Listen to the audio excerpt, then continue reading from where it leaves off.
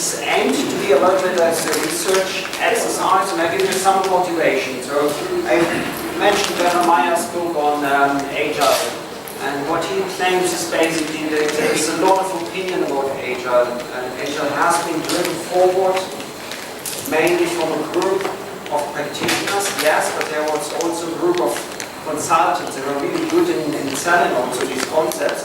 And yes, they were, but many of the evidence that we can find is based on opinions or on examples out of context. That's Werner Meyer's claim, which does not shed a very positive light on the state of research, because that's what we have research for, right? We should be able to say, this practice is better than that, or this practice actually works, and this will be the effects of if you do it. Now, well, in a way, this book, again, I like this book a lot. It's really good to read. I would recommend, because it facilitates a very critical view on this field. But then, of course, you need to subject the book to the same criticism. And again, we see some examples where the opinions that he derives from books are not really well founded. But we don't know what is really the state of research. So I thought perhaps having this group of brilliant people, we could try to form our own opinion. And I don't know myself, yeah, so I'm also very curious about the outcome.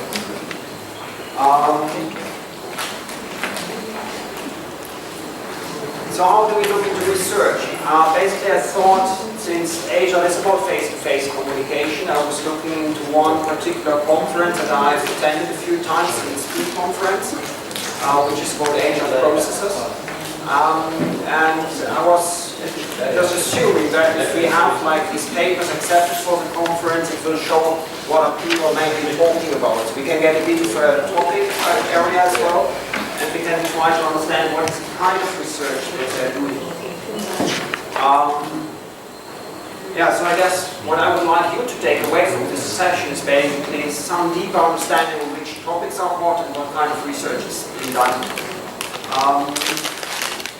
Yeah, and if you're really happy with the results, why not write it together and submit it with 50 authors? That is perhaps something for the future. What is something good to do, and again, I've never tried that before, and I just hope that we will be able to get the best out of it. But I brought with me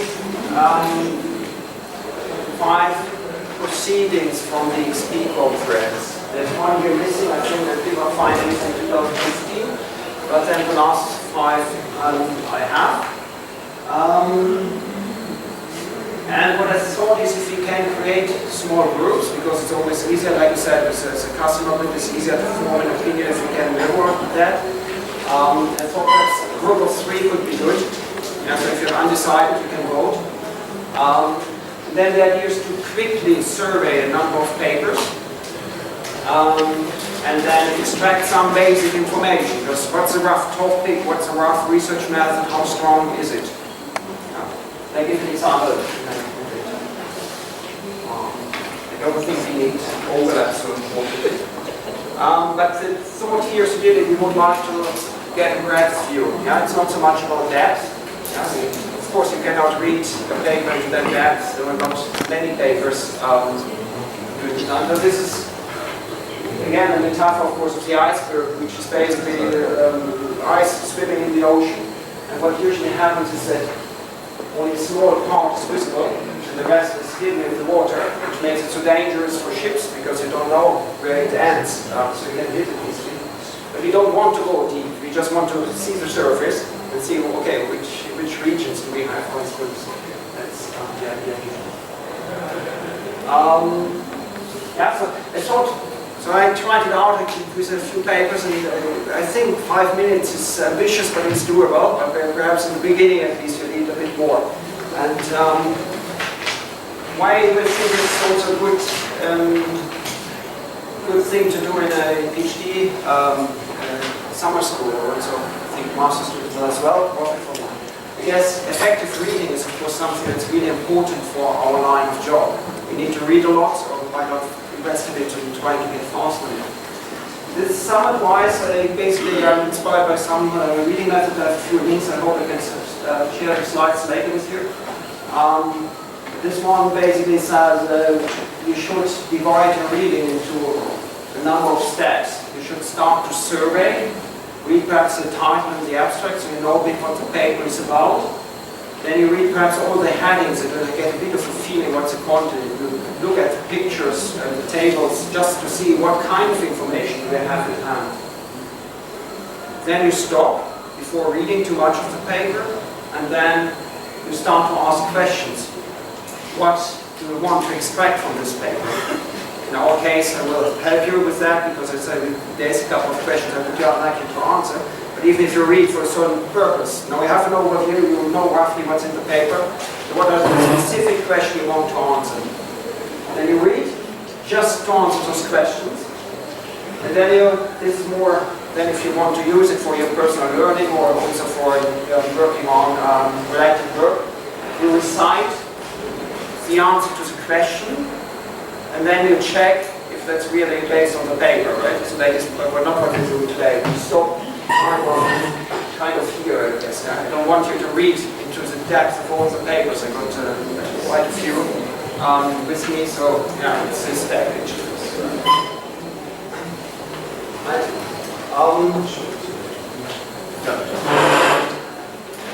So we don't want to read every word in this for this exercise.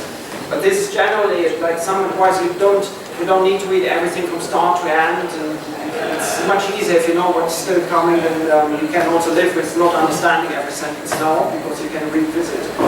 So I think that's at least something that helped me a lot. I hope you find that useful. And what I would like you to extract from the paper. Sorry? Okay, yeah. To try it out, I guess it's what I'm saying because you can speak what I would like you to collect from each of these papers. So you take one, it's a small group of 3. You need to briefly go through, like title, abstract, the headings and so on. And then perhaps you just make notes on the paper, because they're printed so nicely. Say, what is the paper about?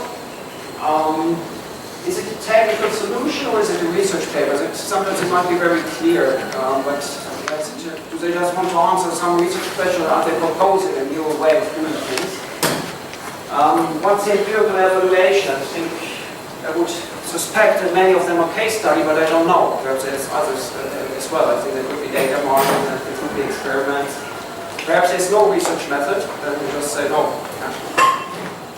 What's the strength? So if it's a case study, what's the kind, what's the number of interviewees? If it's an experiment, is it statistically significant? So that we get a bit of a feeling, is it industry or is it an academic example?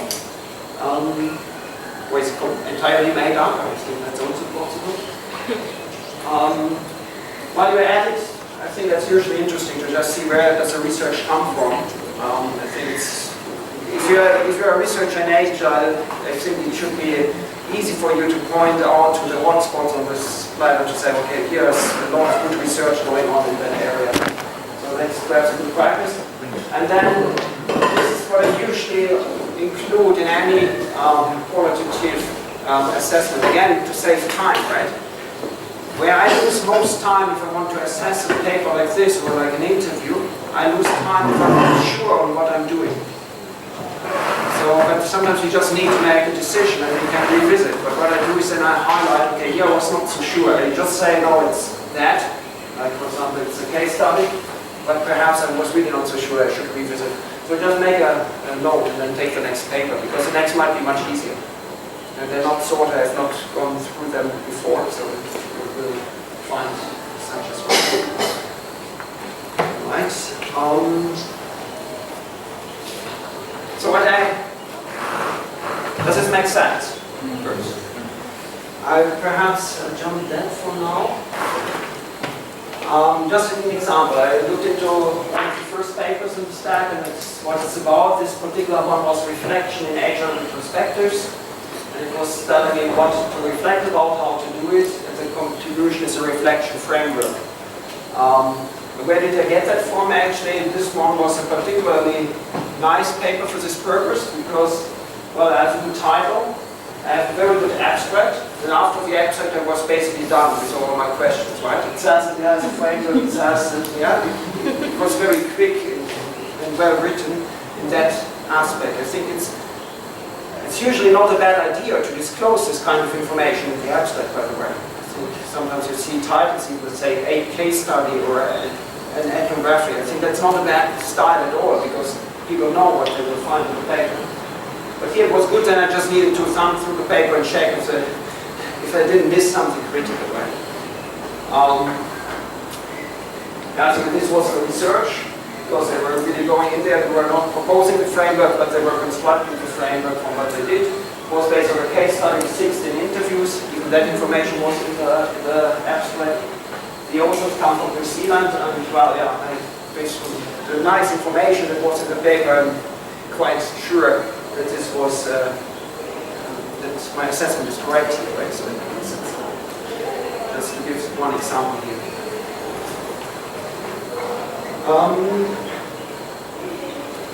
Yeah, but I thought I spent quite a few hours in preparing today to understand how I distribute the paper and then collect the data again. And I said, okay, why not we try to be agile?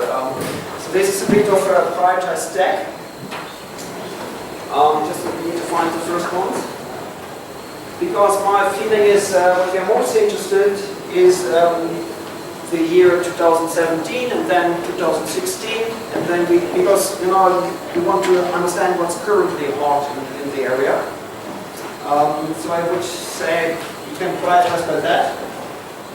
And then also we have physical logs. I think that's something that extreme programming made. It was a really cool idea to have story cards that are physically printed. If the development team wants to implement them, they just take the story card and take it with them, so nobody else can start with the same story card, right?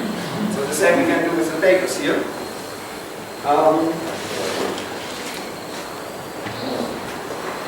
These are the ones from 2016. No, at least.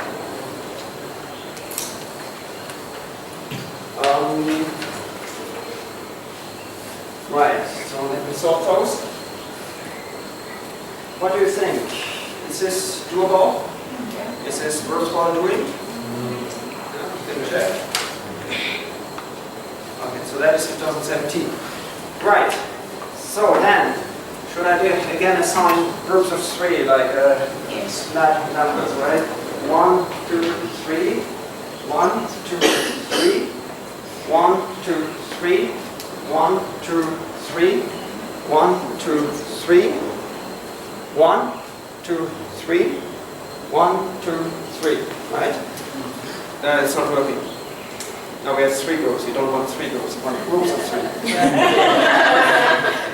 Sorry, guys. So how many are we? Make it 4 of them. I would wait you just find 12. Exactly. So I leave this slide on. There's still sweets in the room, so you can take those. There's pens that you have to write. You can take the paper in your group and get started and try to answer those questions as good as you can. Just write it on the paper, then we know. Sorry? Well, the time will be done at some point. I don't think we will go through all these papers. That's why I'm prioritizing them, right? So I guess we should have roughly an hour. And we would have somewhere 5 to 10 papers, so probably close to 6. I don't know. But we will see. Now you create this group of 3, and so you pick the topmost paper, you answer the question, and return it. Right? So let's take the topmost paper.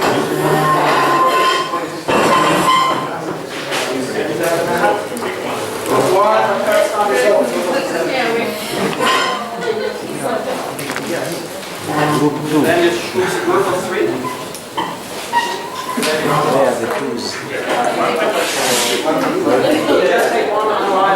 Where is number 2? Yes. Alright?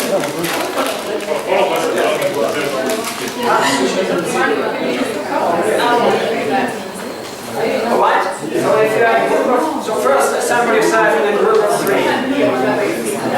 Then tell me if you want a paper and I give it to you. No, the counting was wrong. Just try to find 3 people, 2 people you want to work with, right? Let's sit together, yes? 3 people in one group.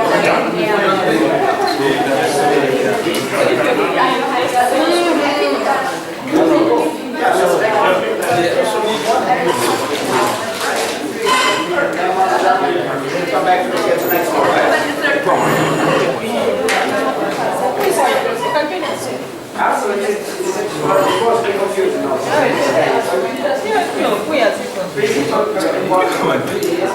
Come on, you work.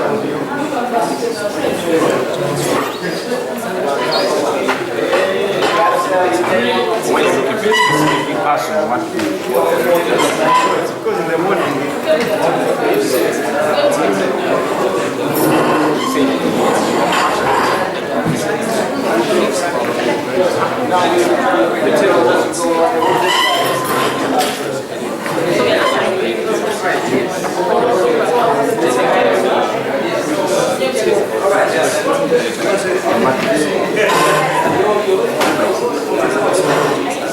pretty abstract, so just reanalyze what it is.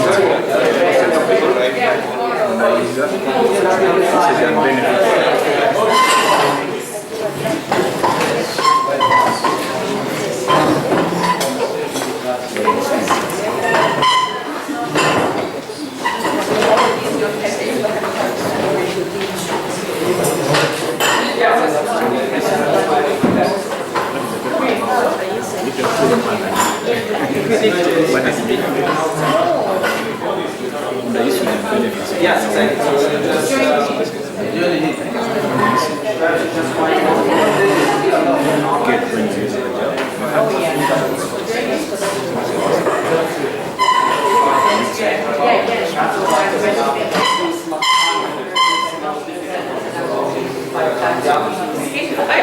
Let's read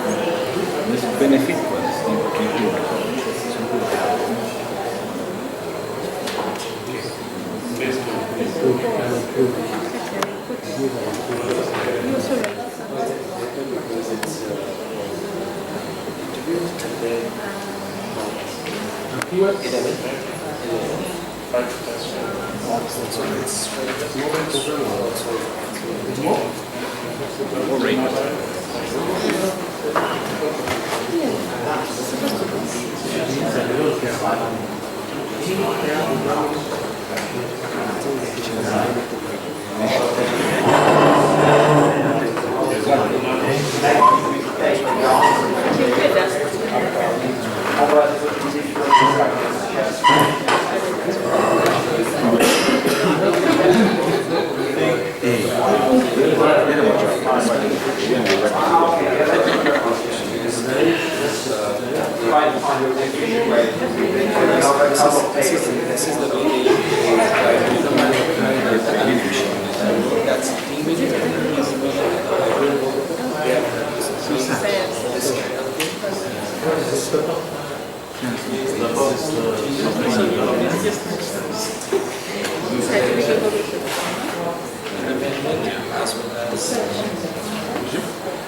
As well as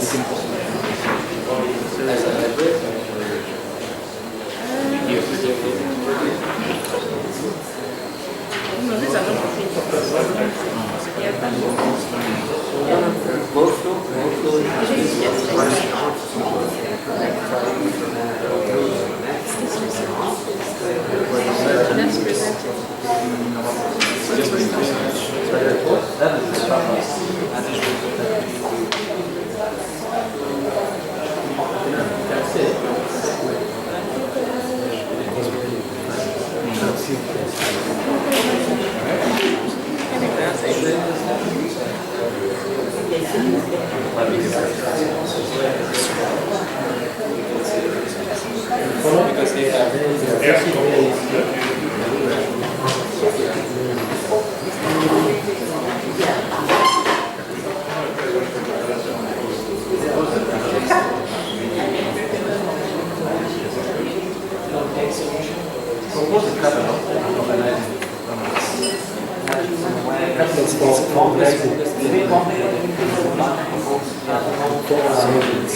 as an ultimate goal, but the newspaper they don't reach. I guess all of those questions I have to the first one is the most simple, and it may be that this is what people can't take to be honest.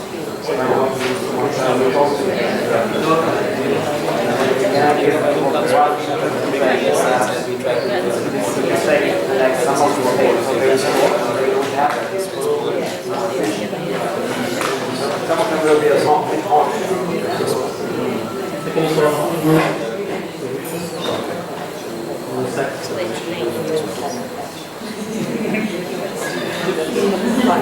Your producers announce favorites.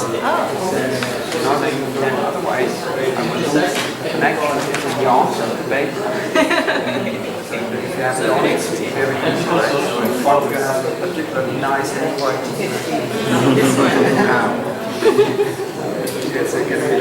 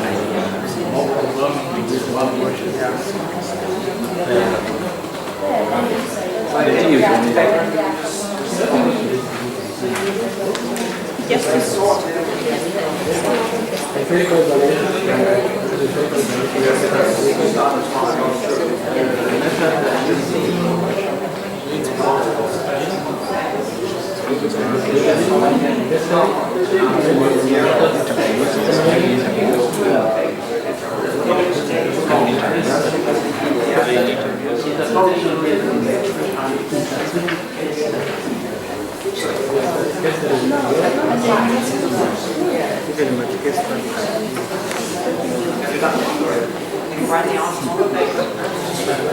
All right, if you write them on paper,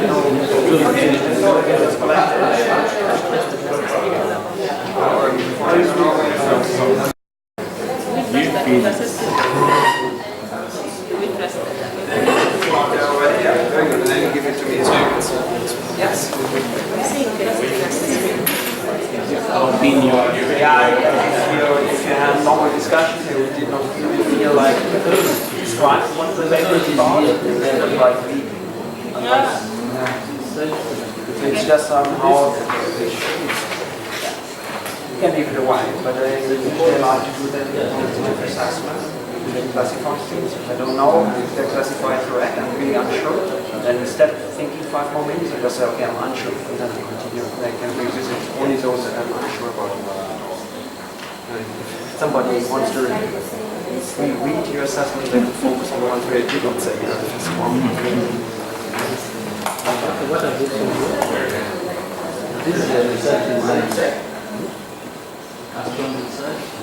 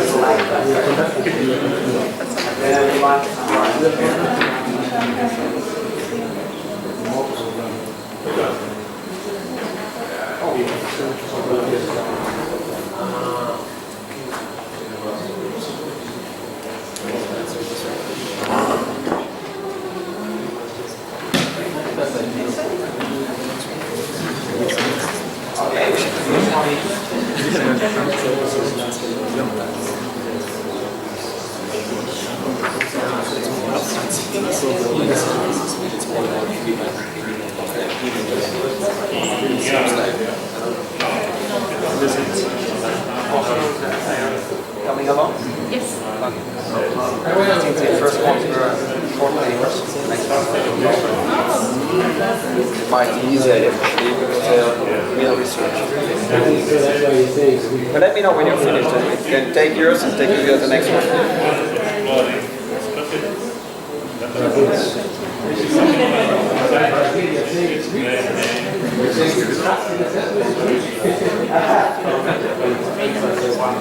Are you finished? Or? Do you want the answer on the paper directly? So I don't connect me or that you will not copy it, right? Sorry for that.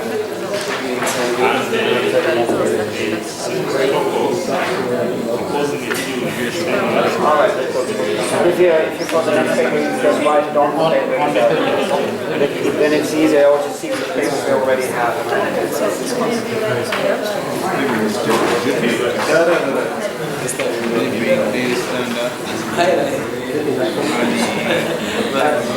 You see like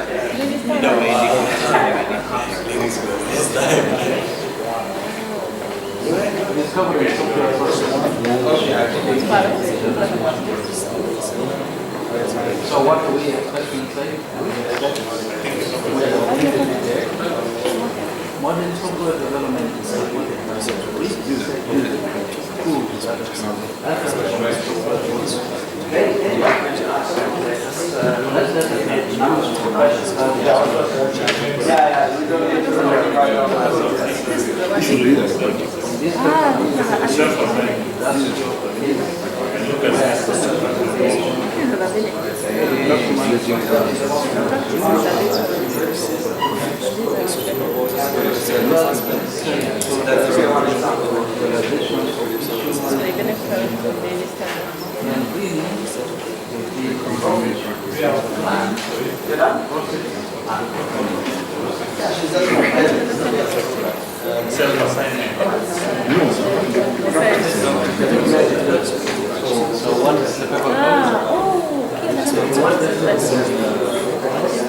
things, one of the projects. It's about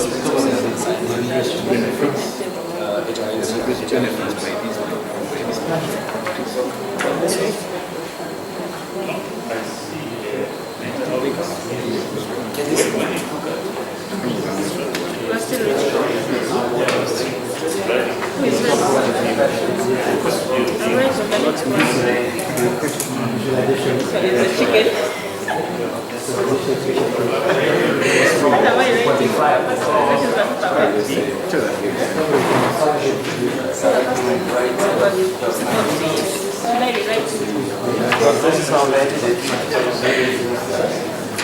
The number of the question over here, pretty much the same. Down. Yeah, that would be easy. Yeah. Very good.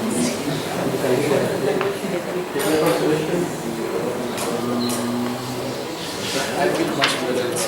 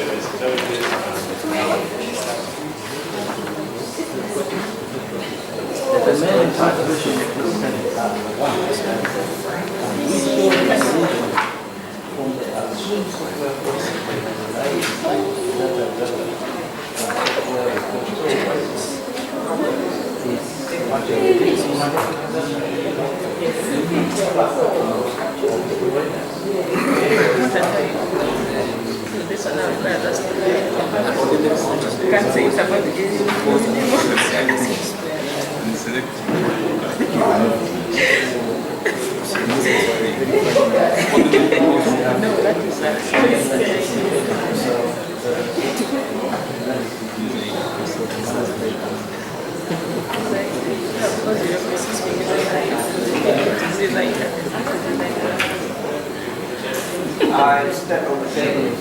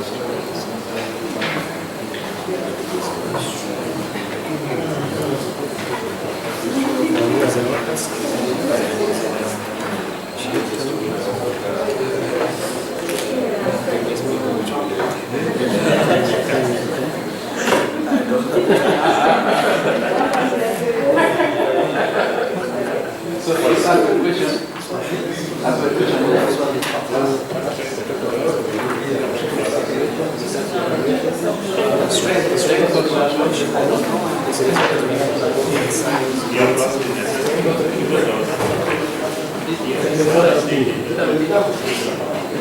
it's not, yes, it's, we have to do it as strong, we can do it but it's fine, if you have time, we can see it inside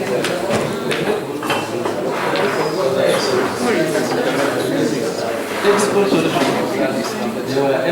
show that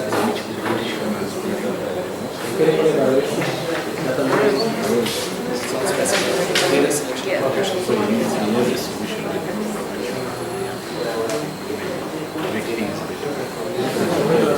See the layers? They have it. Only thing is it's not that one.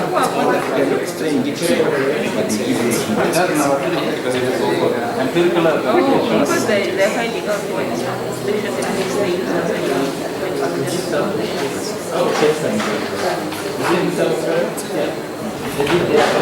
But this film is not about that is what empirical.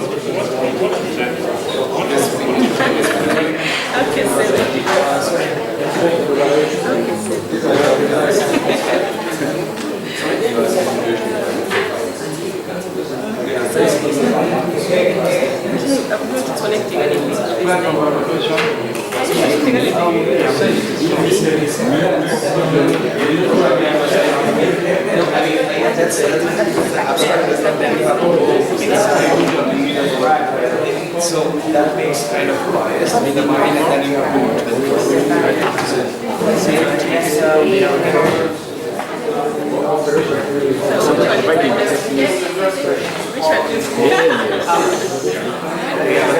that's fine. Selecting a technique. Which one? That's why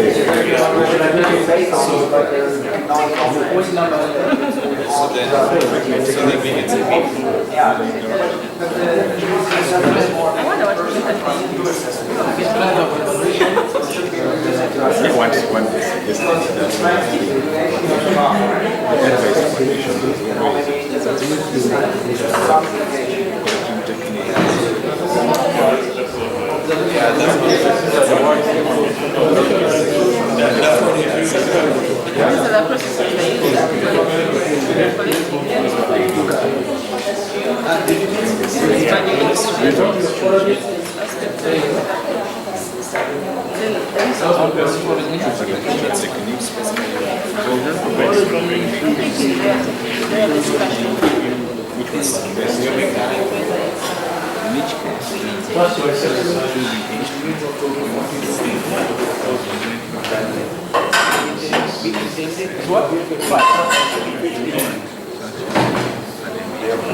for some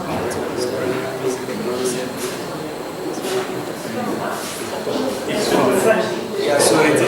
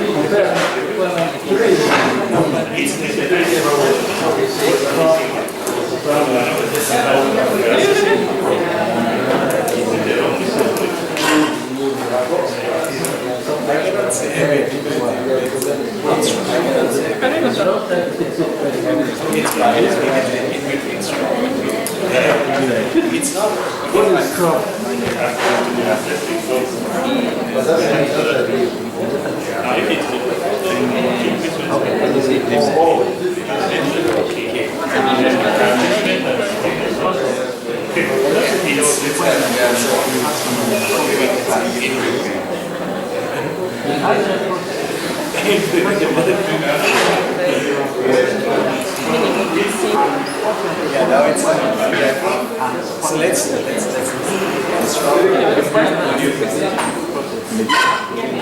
no, one thing we have to, you have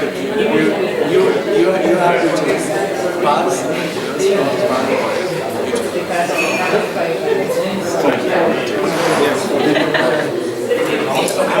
so you something strong as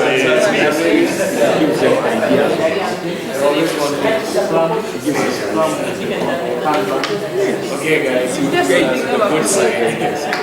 Next time we make publication,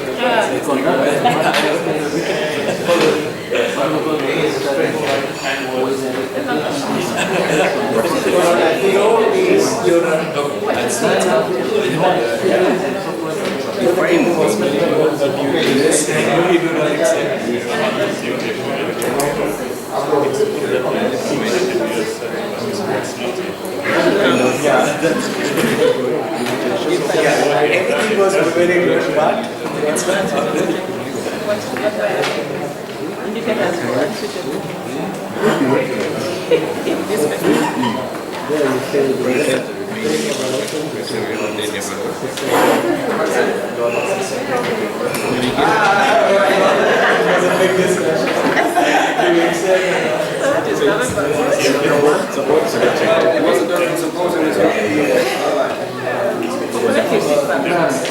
The interaction. Collective.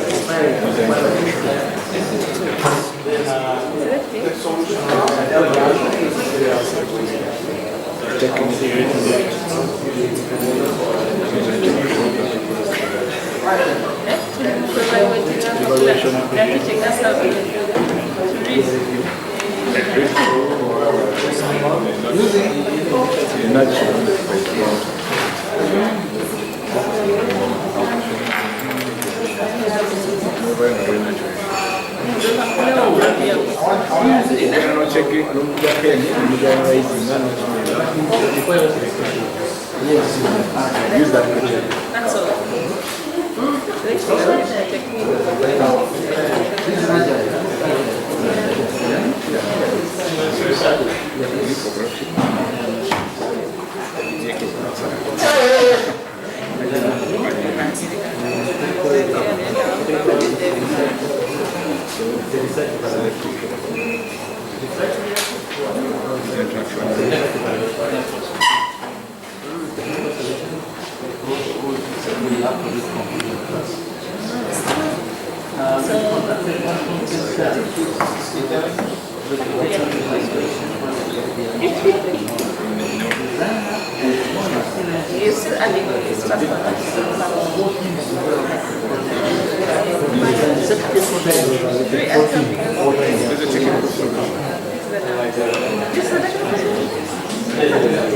What is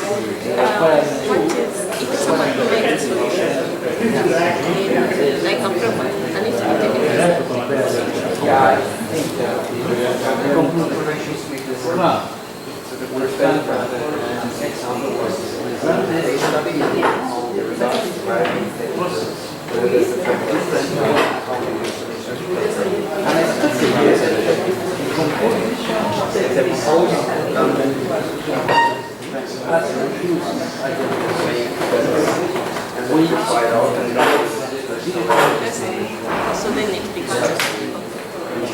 So then that is when it becomes. This is how I would make it. Technical solution, take a technical solution and try it out. Propose a new solution and give some evidence that it works. There's a research paper, take some question and try to answer this question.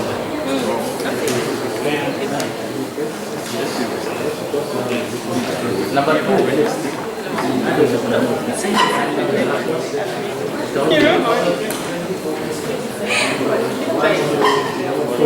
empirical.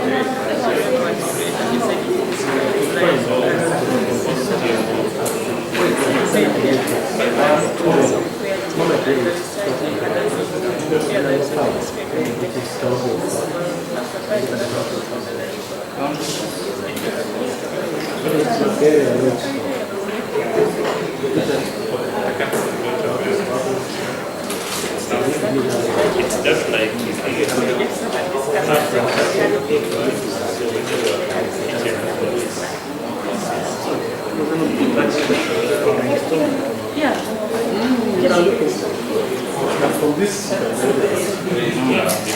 Number 2, we have technical solution.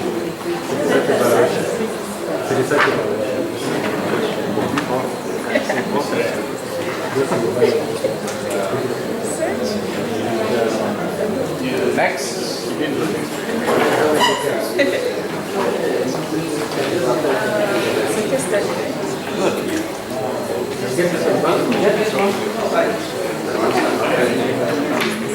Stuff to put them into a spreadsheet.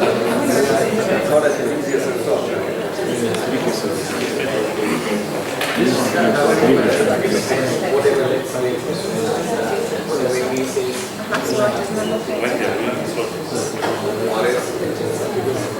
Ah, so this is where I put the application. It was like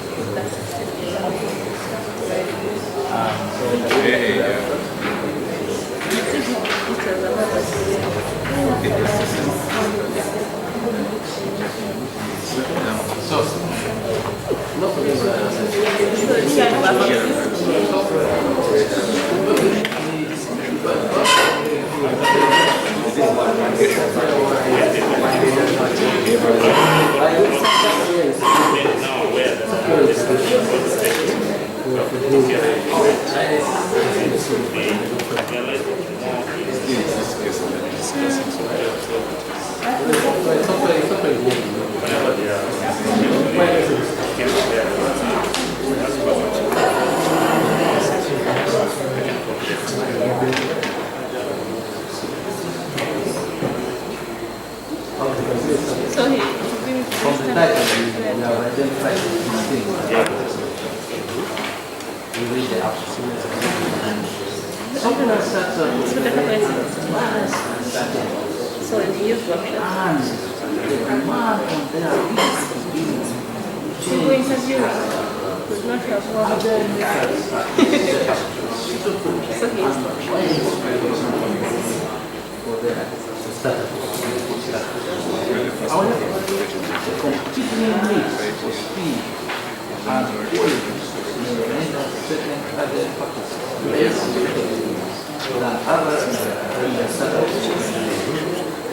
The adoption of other practices and other other practices can take further consideration. That is what we are really to make the best of agile practices, it is necessary to first understand what and how the This study practice has a better understanding of the use of agile practices with particular focus on the means but you don't have quick. It doesn't matter whether you read them, you can't just look at it. That doesn't just look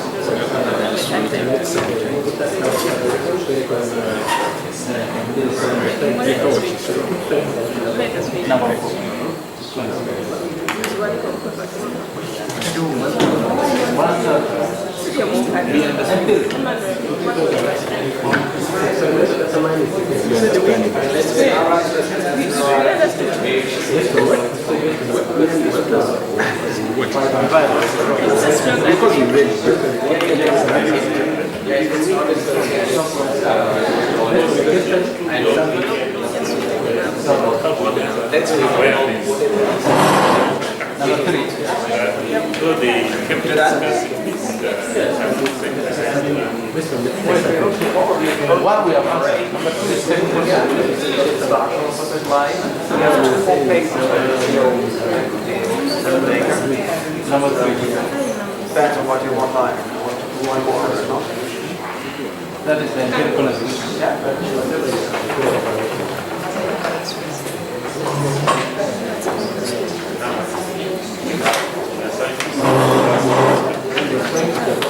Simple evolution is very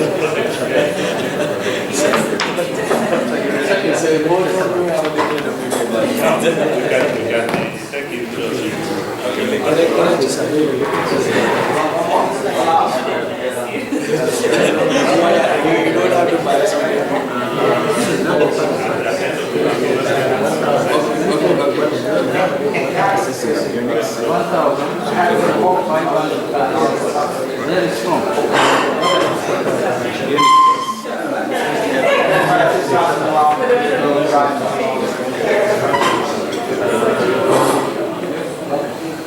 Let's continue using 150 equation strength. Strength is very strong. Not very fast.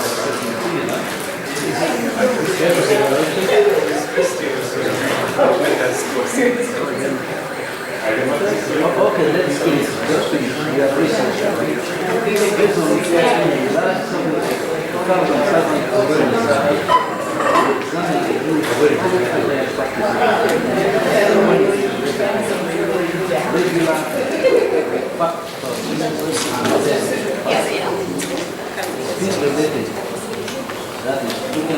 So you like to show the best one? So what are you okay, this is our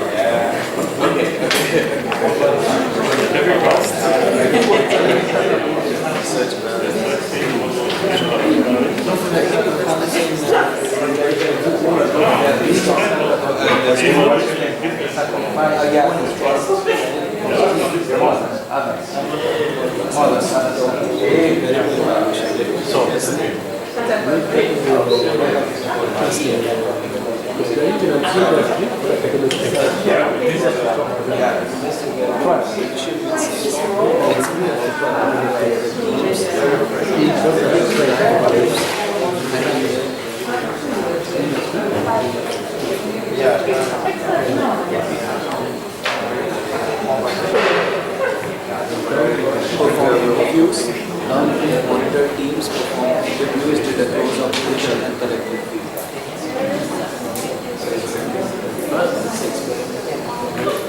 very strong.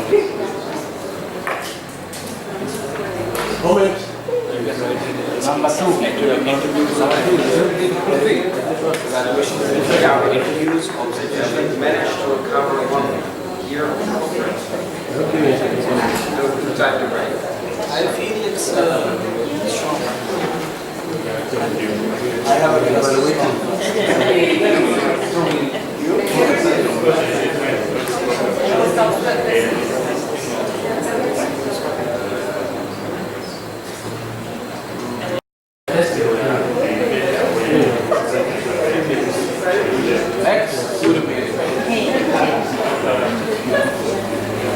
I don't have any. Not too far. Yeah, if you want, yes. Now you're more confident. So you just don't promise anything, then you fail. Software development. Dabei it's break. that's not more about here. This one is defeated last week. They said it's just every 10 minutes. How do you do that?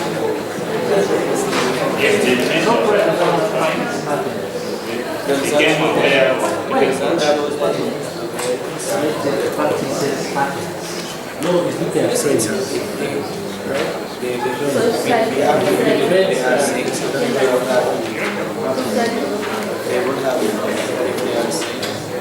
think it's one of the strong.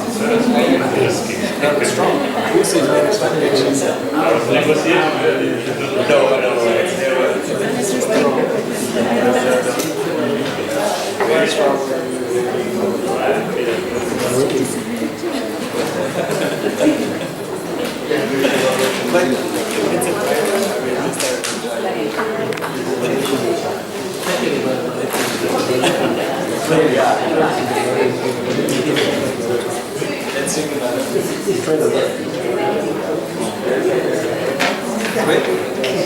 Yes, it's the chair we made a great point. We have a break.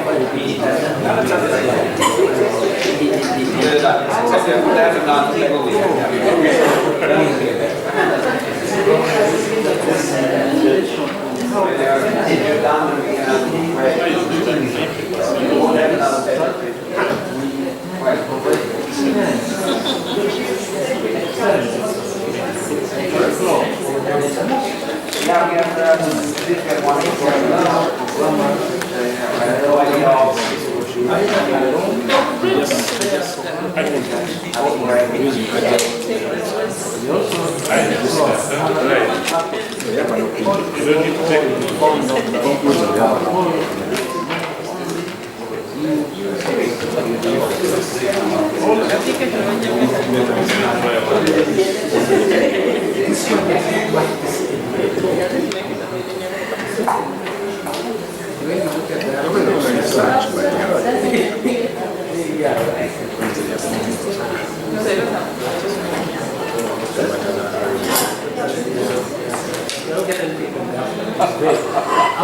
Trust.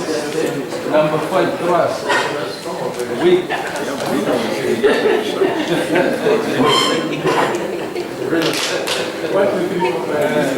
Number 4, confidence.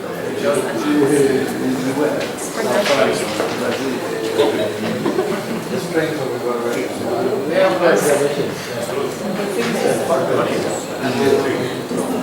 Number 3.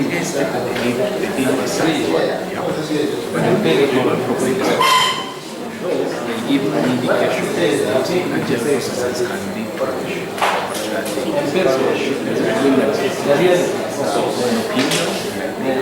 That means we have to reconfirm an opinion.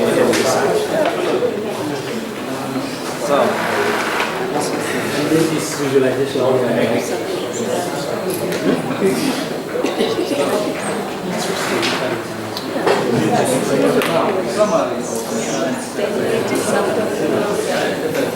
Well, yes, they have survey and expert assessment, studies and so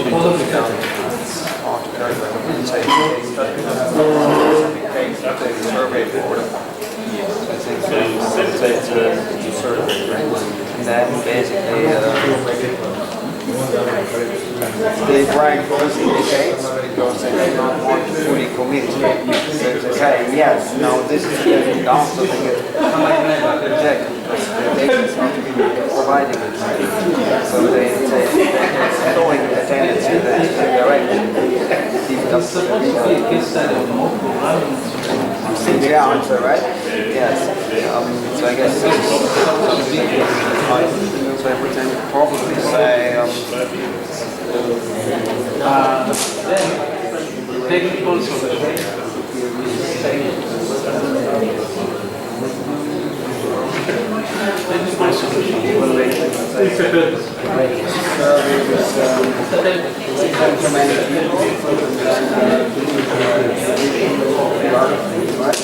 It's complicated. It's not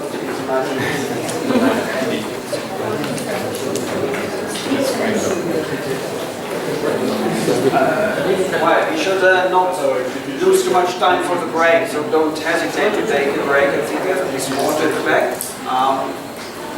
I think we're just collecting the final papers, so we They're don't looking to see whether hesitate to write the final sentences, and then we can, after the break, start discussing the phone.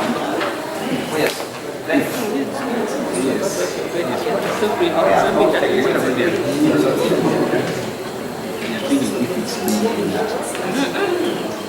And it's they're still flying, they're still using the old which is just holding on, and then they're proposing.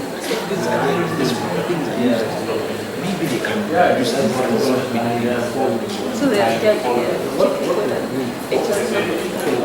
Yes. But they're not meeting. What is it? Activities which is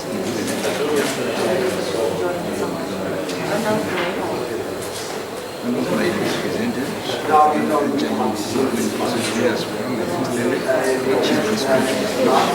they must satisfy. The application of this agreement is expected.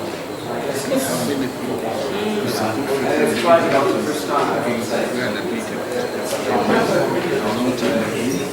which is basically what I do. Yeah, they're not using it. They're Not using it, they're facing these problems, and these guys are investigating everything. They use it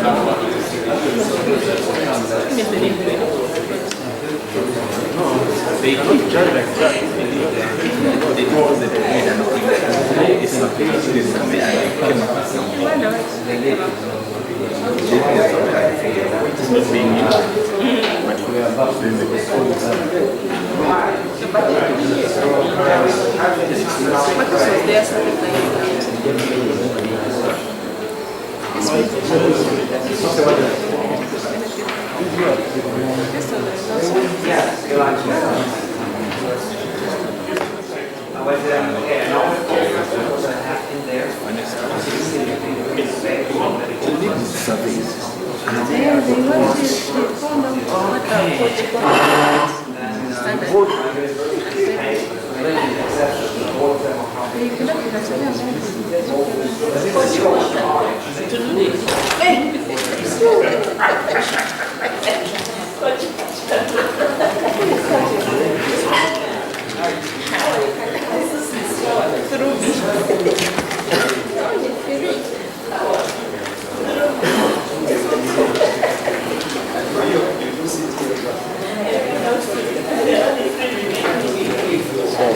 Is still around.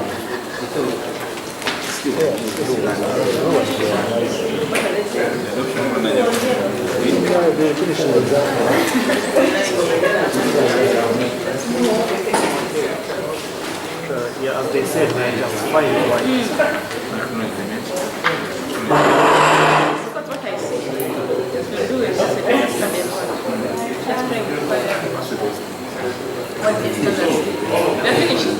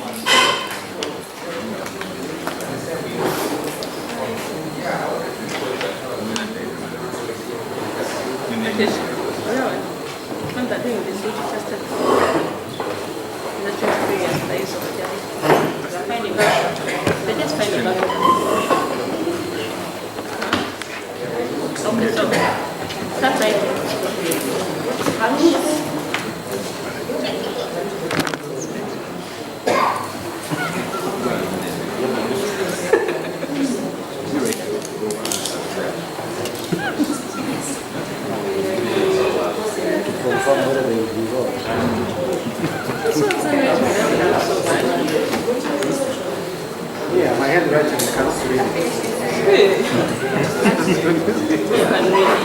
Great full stops.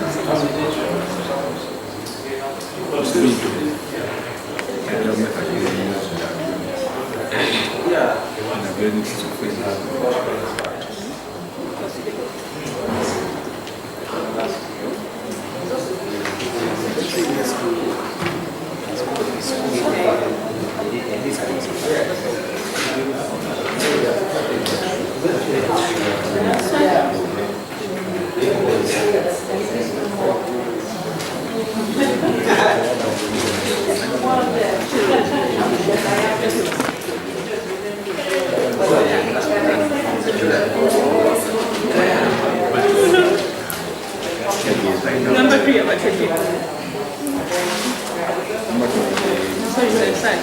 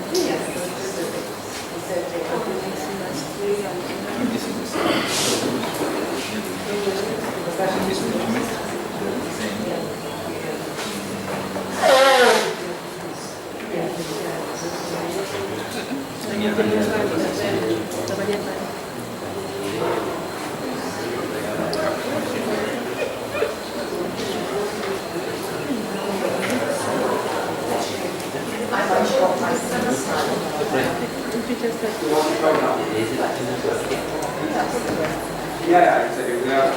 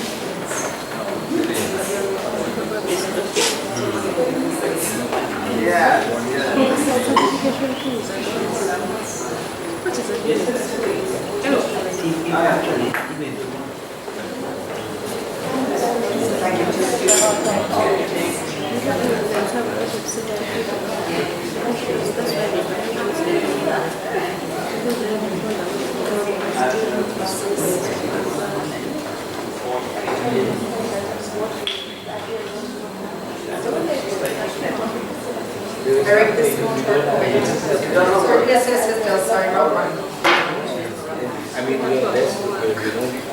Okay, sorry, just to disturb the break, I had actually asked you to do some homework, okay? So this is a reminder of the homework for tomorrow. Can't remember how I actually described it, but what I really want you to do, because I can give lots of examples from Irish healthcare, but I just wanted you to give an example. If something goes wrong, what is the process that someone goes through in the healthcare context, okay? And you just need to think about it. So if I give you an example here, so here's John. John has a fall on the farm and cuts his leg. A week later he has a temperature, feels generally unwell, so he goes to his doctor, Dr. O'Rourke. His leg is hot, red and swollen. His GP diagnoses cellulitis and prescribes of course oral antibiotics written manually. She also tells John to contact the community nurse. Okay, so that's what happens. And this, as I say, is the Irish situation.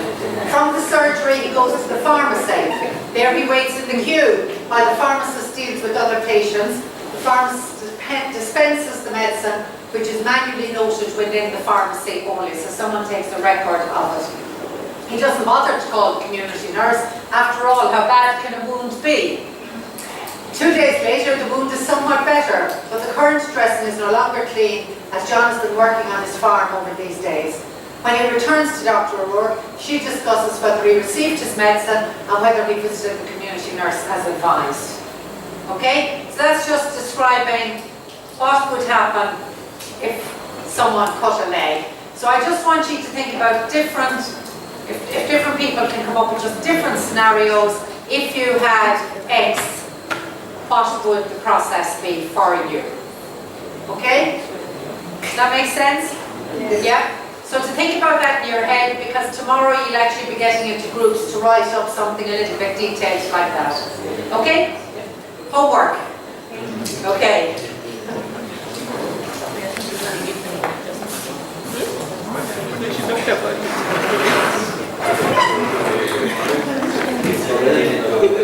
Sorry?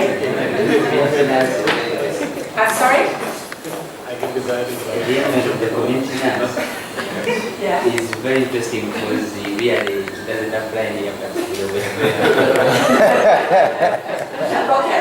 Just see. Yeah. Of course, it's very nice to see. Yeah.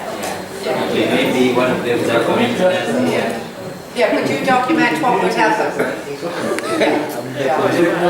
The patient.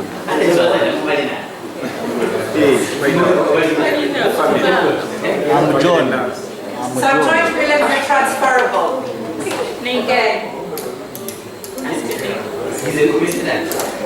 I'm John.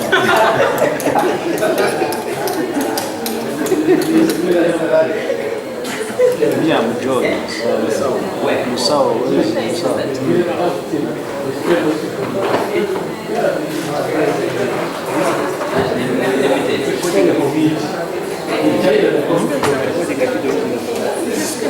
Wonderful to be there. Yes. Because after you see, we have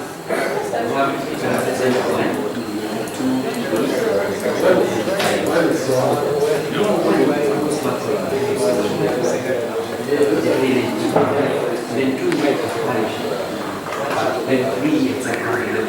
So what goes down to 4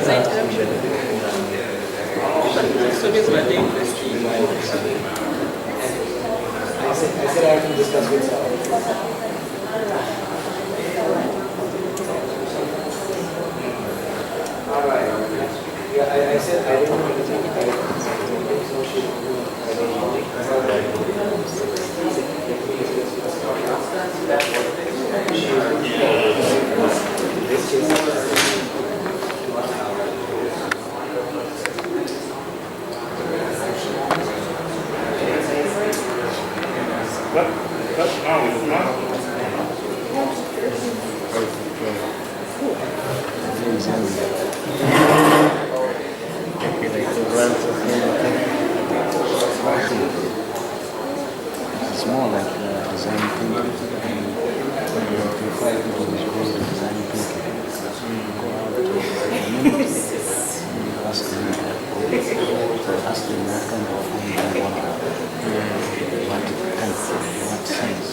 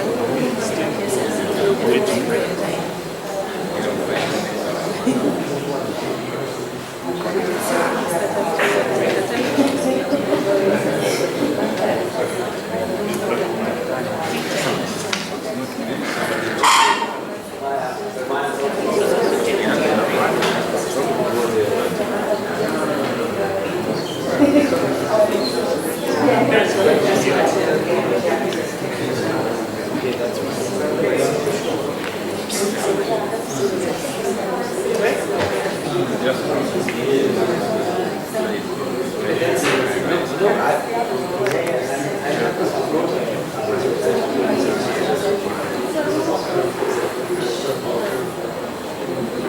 you need to take a class on Thursday.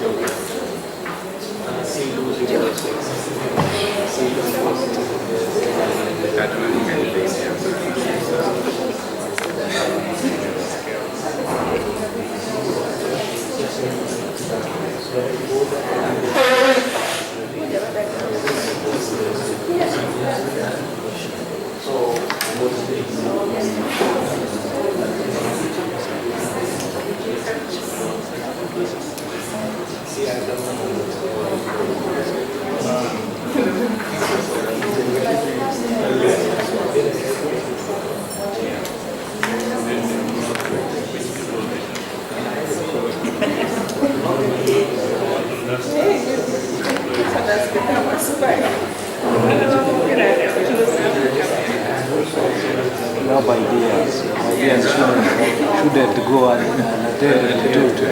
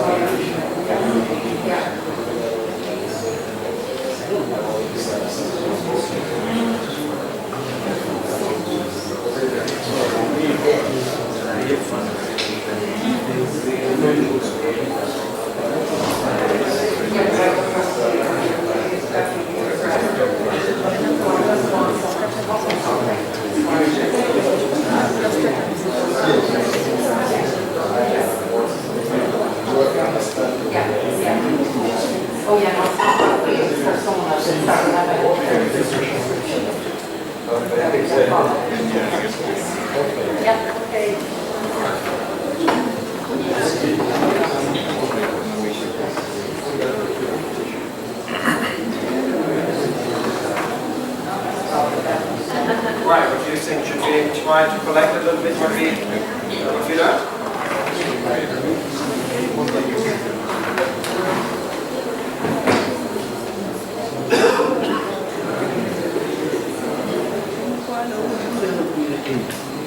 So, first of all, thank you all for your work. Right? We achieved quite a stack of analysis here. I started to put together in a spreadsheet so to get a bit of an overview. Yes, but that will be a major task. So I'm not sure we will manage to share any insights with that. But I guess what the task was about is, first of all,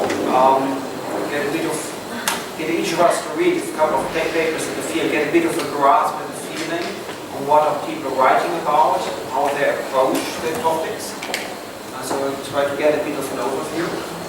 And perhaps we can collect a few observations that were made, either about the papers or about reading the papers. So if you have any thoughts, just share them here, and we can discuss it. If there is any questions, I think there was one question on how to identify good papers to any certain topic, right? So perhaps I answer this question while you think about your own question that you may have. So what I did here is I went to conferences that I've visited in the past where I know that there's good quality, and I know the conference is of course refereeing the papers that they get. There's a scientific conference, there's often a peer review process. There's at least 3 experts that are reviewing the papers, and then a decision is made. So I'm pretty confident that all of these papers have very excellent quality. Also, I know they're all on the topic because they have been submitted to this conference on agile methods, so that it was an easy selection.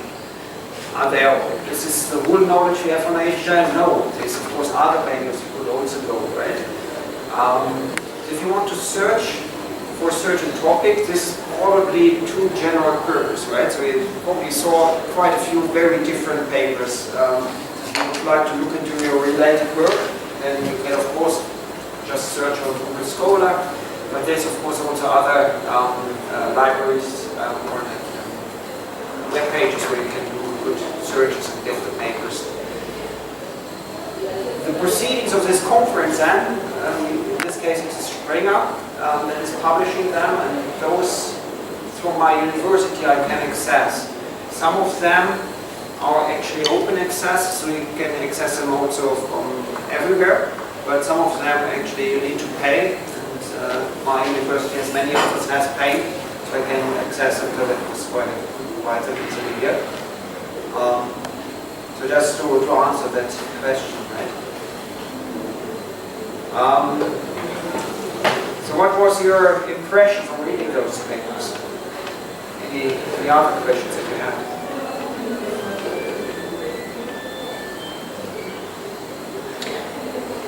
Any observation? Did you find anything that was not a case study? I think most of the things I saw were research papers and were case studies. Did you find any other approach? There was the one we found, which was like a plan for PhD defense. Right, yes. So it was a mixture of papers. Some of them were full papers, some were proposals to do research. Yeah, that's a bit of it's a different quality of a paper, right? But it's still interesting, of course, to see how would they approach a certain research question. And I think it can be quite insightful, yes. The survey, did somebody say? No, it's a proposal, yes. An experience report. An experience report, yes. Yeah, I remember we discussed a bit because it's not so easy. It's just one person's experience with a certain topic. It can be very interesting, but it's hard to judge how strong this is evidence in comparison to a case study, right?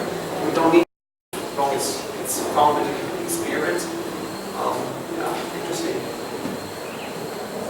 Right, any topic that particularly surprised you or anything that you found noteworthy in the papers? Any research method that was? Yeah, there was quite an interesting one that starts by looking at Dojo. Dojo, like coding Dojo. Yes, coding Yeah. dojos, yes. But then they were looking at the actual Dojo, the Randori, and at first you could think it's an IT paper, and then you realize they're actually looking at the actual way Dojo is done and how it's then applied into Right. Dojo. Yes, that's interesting. Yeah? It's a nice idea actually to investigate those things, yes.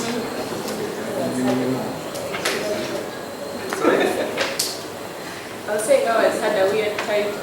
Yeah, I think you had like one or two with a Yeah. title.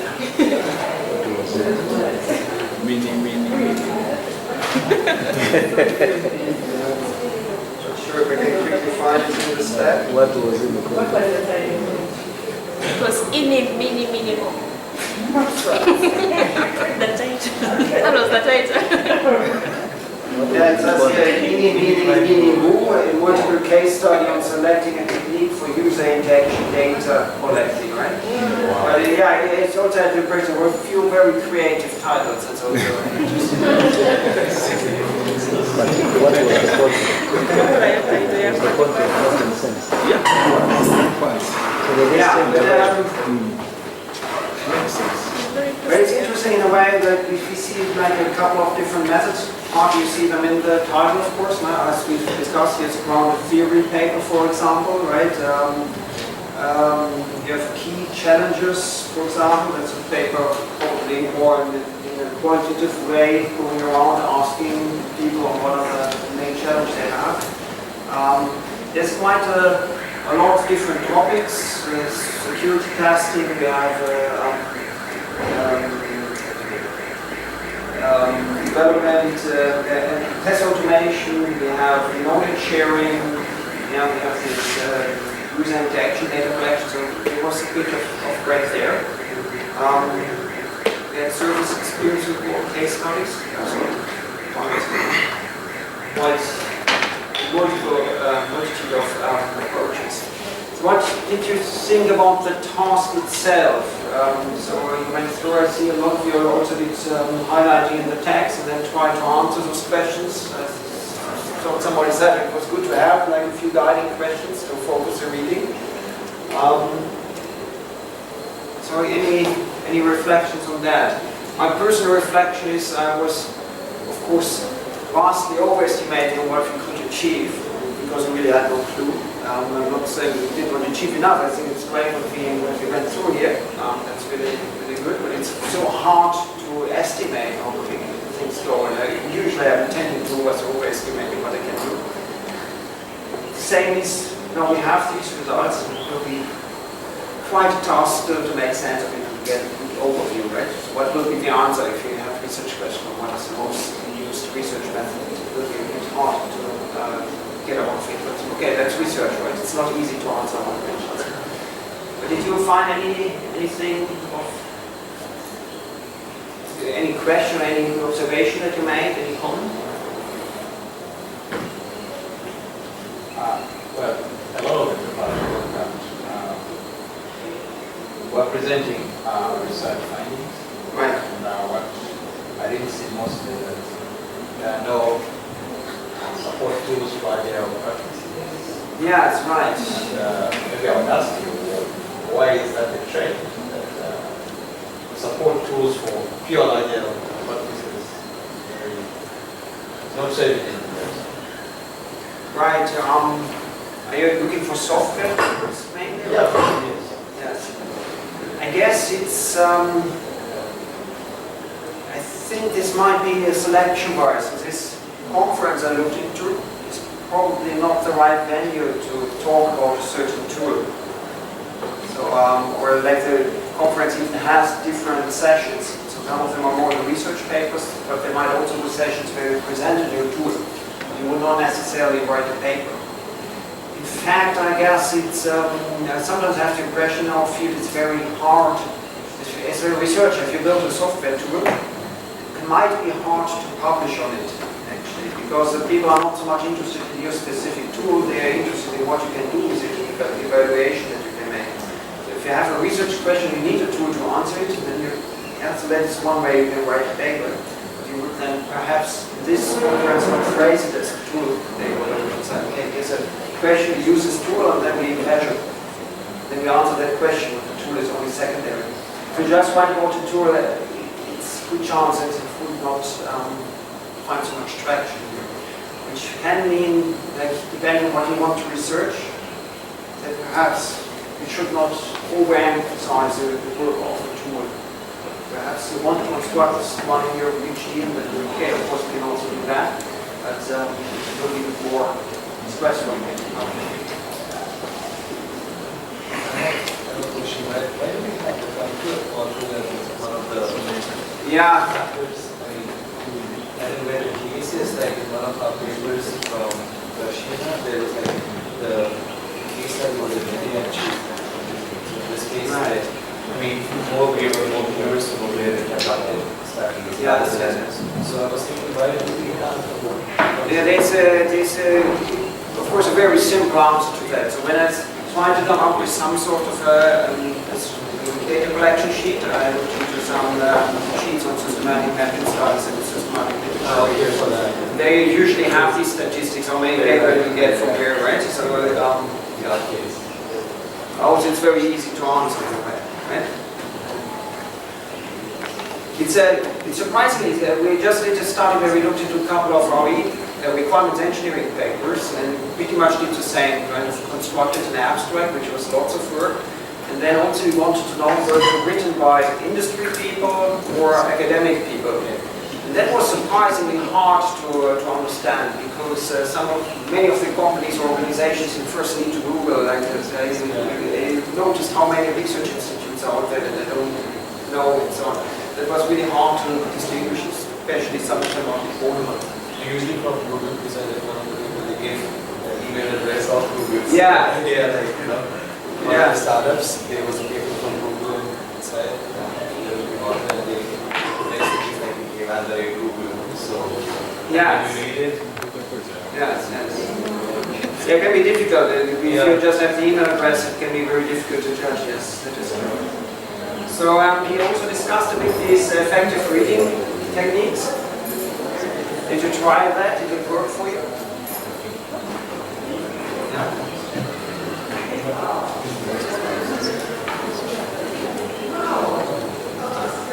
Right. Any other questions that you have in this context? Yes. Yeah, I will send it probably tonight or tomorrow to Benjamin to get on how to put that online. Exactly, so I should share. I think we use that strategy to read the title and the abstract and look through the evidence. So most of the articles, as you said, it's a good influence, so most of the articles will find what you want within the abstract. And you've given us a good metrics to follow, to see what you're looking out. Yes. Especially with a lot of time reading the book. So I think it's really good. Yeah. Yeah, so some of you have filled it out like with this sheet, like how strong is the research. So I'm not so proud on this particular sheet, so it needs some refinement because we have interpreted it quite differently in a way. I think usually so if I look at a paper, I can have a paper in a good conference, even with a very weak evaluation, if it's sufficient new topic, right? So, but if it's not so new, if somebody has done it before, then of course I need to provide a bit more evidence. So if I'm the one who's the first to find a new correlation between things and some cause-effect ideas, and I just want to elaborate and have more like this vision, then I can perhaps give like minimal evidence. This might be the case if it deserves future research. That can be very helpful because other research can be made from that. But if it's a very mature field, I should probably with strong data, perhaps even more focus on quantitative.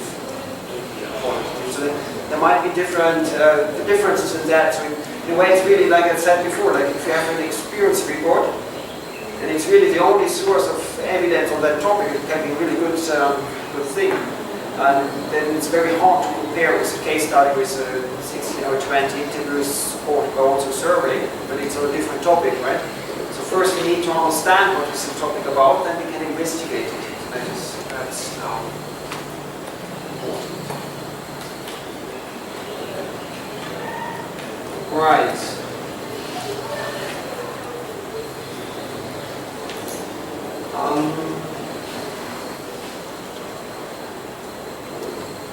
I wanted, perhaps, if you don't mind, I wanted to come back to this morning's lecture because we stopped there a bit after talking about the testing rights. If you remember, I talked about agile values, principles, and we looked into continuous integration and deployment. And I showed you some work that we did on test case prioritization and some work that we did on testing strategies and alliance. What we're also working on is a bit on how these large companies deal with requirements. And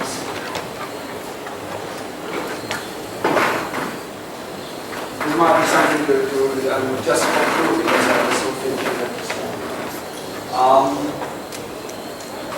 I guess, have you seen a V-model process? Is that something you're familiar with?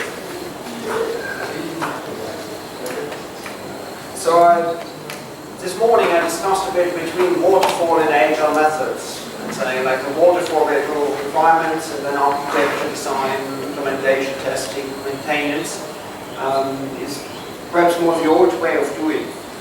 One of these old ways of doing is usually shown as a V. So you have requirements, architecture, implementation, and then you test, unit test, and then you have integration test, and then you have acceptance test, right? So that is basically, it's just the way the water just put as a V, so that you have the same levels. And in those still, like many of the system companies follow this V, because it nicely shows the abstraction levels versus the development time.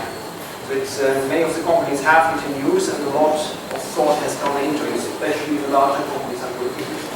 For them, the requirements engineering is a little bit on that position in the wheel. And before there comes some market analysis, and after that there comes some design work and implementation work. Right? So that is why I depicted it like this. So then we have requirements just as a phase. But if you have more agile approach, and if you would like to... Sorry, Eric, just before you go on, Yeah. I'm actually going to talk a little bit about the V model tomorrow. Yeah. So just note in your heads the connection, okay? Right. It would be lovely, yes. Yeah, Because, it won't be much, it's only one slide as well, Right. but I just want to mention it in the context of the healthcare software. Right. But just to make that link quite explicit. yes, Okay. yes, exactly. Sorry. It will be good. I won't go too much into that Yeah. anyway here, right? But if you today look more into an agile approach and how to understand requirements, then quite a few things differ, which was a bit interesting because if you consider, for example, an auto manufacturer, car manufacturer, then of course they have some product planning before. They have some idea what could be the next car they could throw on the market, and then they try to understand what does it mean, what are the functions that we need in the car. Then at some point they need to break it down, right? So there's a function that the car should have, something that the user could see. I have, for example, adaptive cruise control, or if an airbag, or, you know, like something will be happening. And there will be a lot of different parts in the car that will be concerned with this. Part of them will be software, part of them will be hardware. So you have different levels of requirements that you need to analyze, and then you need to order the hardware, and you need to order the software, or you need to implement the software on your own. And now if you want to be agile, you don't want to look so far in the future. You want to be more flexible and do the most important things now, which has certain consequences, right? First of all, the hardware will be very difficult. With the software, you're more flexible. But what happens then is, if you want to understand what's most important, then you need to first get a breadth first view. A bit like the reading technique we just discussed, right? You first try to understand what's in the paper. Where will I find the important information? So also here, you try to understand what is in the project, what do I need to know to make a good release plan. And then, for each of the iterations that you will have, you schedule some of the requirements, and they will be very rough. You don't go into much depth. And then the team will investigate what is behind this requirement, what do we need to know. And just in time, just while they're preparing for the next development, they also try to understand better what is behind a particular user story. I think this makes it quite an interesting thing, especially on a larger scale, because in a way, suddenly everybody's kind of responsible, right? If you're working in an agile team as a developer, you cannot wait for somebody to tell you the requirements. You are supposed to understand how your activities are providing value to the customer. So then you need to engage with the customer representative, or you need to find the product owner and make them explain to you what this all is about, right? So things change a bit, and also if you have a larger system, it will be very hard to keep good awareness on what's going on. So there's a couple of teams that know the details, and a couple of product managers and system managers that know like the big picture, but do they communicate and how? That is one of the big questions. So we see it more as a knowledge management problem. And then that was research we did quite recently, and last fall, and then also in the spring we continued a bit more. It's a multiple case study where we have like a bit of a set-up workshop where we found a couple of companies companies that were supposed to help us. Well, we were supposed to help them, depending on how you see it. We had 4 companies, and with each of them we had one workshop to understand exactly what are the exact questions in this problem space to discuss.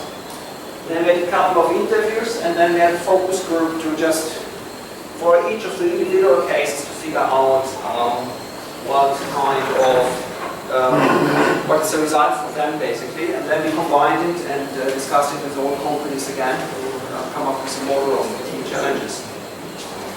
And what we found is basically, so first, one of the things we wanted to know from them is why are they even doing requirements engineering? I know that they become agile, do they really need to do it? They said, yeah, but okay, we need to define tests. How do we define tests if we don't know what to do? Also, of course, we have 2,000 developers, we need to tell them what to do, so it needs some preparation. And finally, also it's a good document for maintenance, right? So this is kind of good knowledge to have why the system does certain things. In our 4 cases, we found 3 different ways, in a way, to be agile in the system context. The first one, and again, I'm using the wheel to show those. In this wheel down here is implementation. So here we have software teams that are agile. That's many of our companies around Sweden are doing that in a way. If you have a team of software developers, perhaps 8 people, it's very easy for them to be agile. They just take a couple of extreme programming practices and start working in an agile way. They just hide it from the rest of the world. So they get the standard requirements, they break them down into a backlog, and then they do internally the agile thing in the software development. That's interesting because then you have like a boundary, like you need to manage the knowledge. And it comes in the requirement specification, which is a book. You transfer it in user stories. Then you learn something about the user stories, how to apply back that knowledge. So that was interesting to know. Then we have the role of requirements, which was basically unclear between those 2 functions. So for example, if you have down here a couple of developers, they work in an agile way, but they like to have this user story. Somebody say, okay, I recognize that you're a self-organized team. Here's your goal. Could you please work into that general direction and then show what you found? But if you're on the system level, what you would like to do is you would like to orchestrate like many hundreds of teams and make sure that everything they do fits together. So you give them really a clear order. And in reality, what we found is that you need a bit more of a dialogue, right? So you are agile, and one of the good things about agile is that you can learn things as you go. And then you need to complement your system view with the new learnings that you can do. So that is one thing we found. It's very hard on the higher level to actually embrace change of requirements because it's such a huge system to document. Then user requirements as technical documentation is also one suggestion. You just write them in the end when you have programmed the tool, and it's easy to do, but then also you don't get so much value out of it. There's a couple of problems we found, for example, safety. It's very difficult because the teams are looking into components, but you need to also understand how the system fits together. Some of this stuff is very difficult to test. So I have a new feature in a car. If you don't have a testing environment for that, how do you even do that? Building a test environment, like it's basically like building a street or something like that. It can also take a couple of months. If you start with that only when the software feature is ready, it will be too late. So you need to do some upfront thinking. And then basically, and that's perhaps our key finding here, is there's 2 main areas where you need to generate knowledge. One is to understand what the customer wants, what will provide value to the customer. And the other one is how do you understand what your system is providing, knowledge about the system that you have. I won't go into much details here. But those are the key challenges. The surprise is mainly the system level here, because Agile methods talk a lot about the customer value. In the way user stories is a lot about that. You have on-site customer, you have a product owner to talk about that. But then you also need to maintain a long-term perspective. It was something that comes a bit on top of this, because otherwise you will not be able to keep up with the high pace.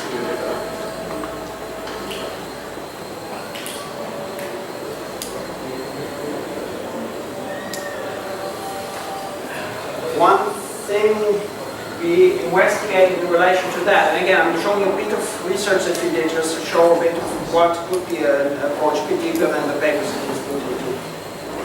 There was guiding up the planning game. That's research we did with Ericsson.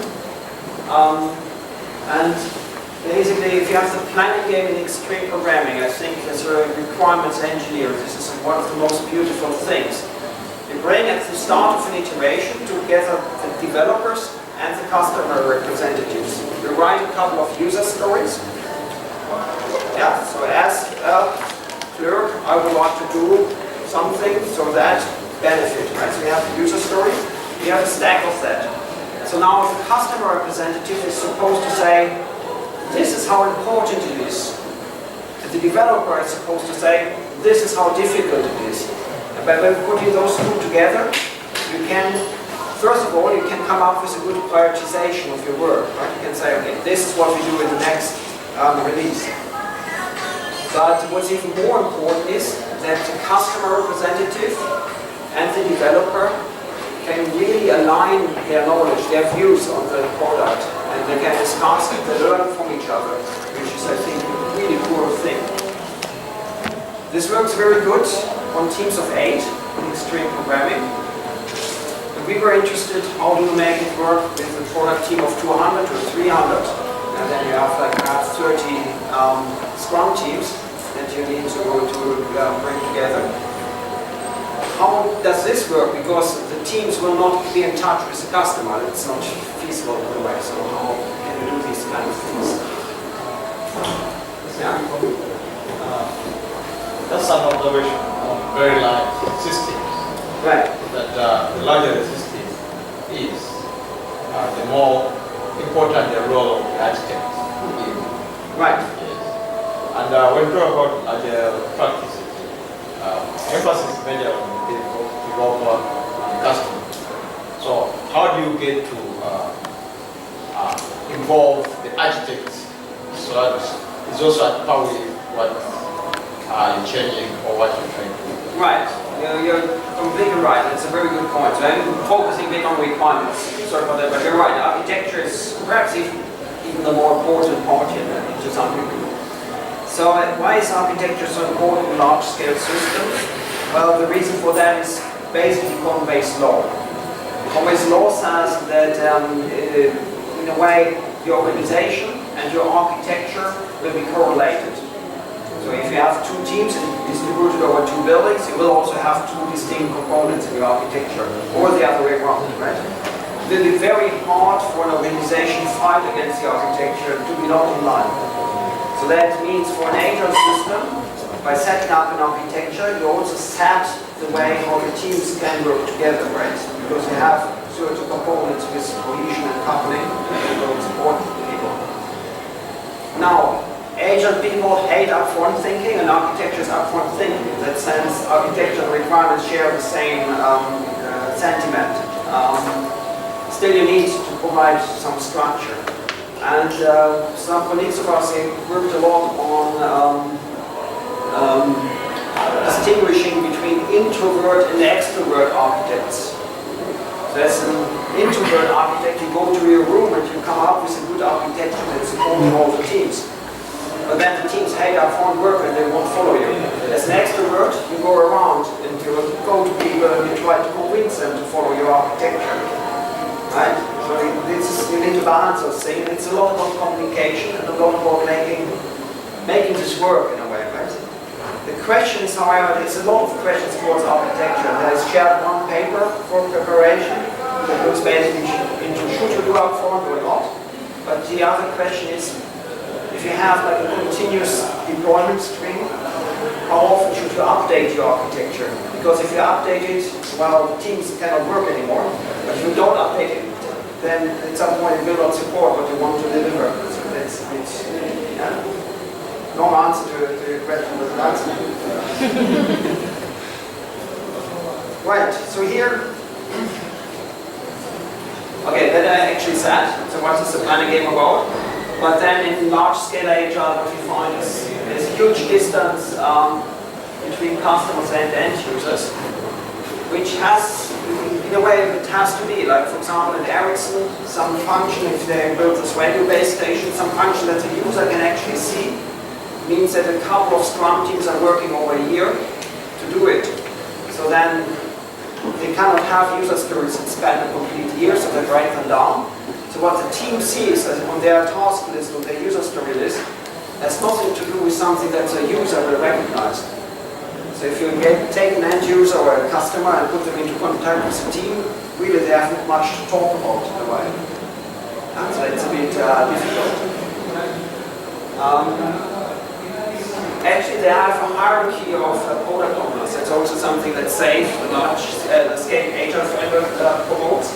So they have a total product owner that knows what the total product should be doing. In case of Ericsson, this is a person sitting in Stockholm.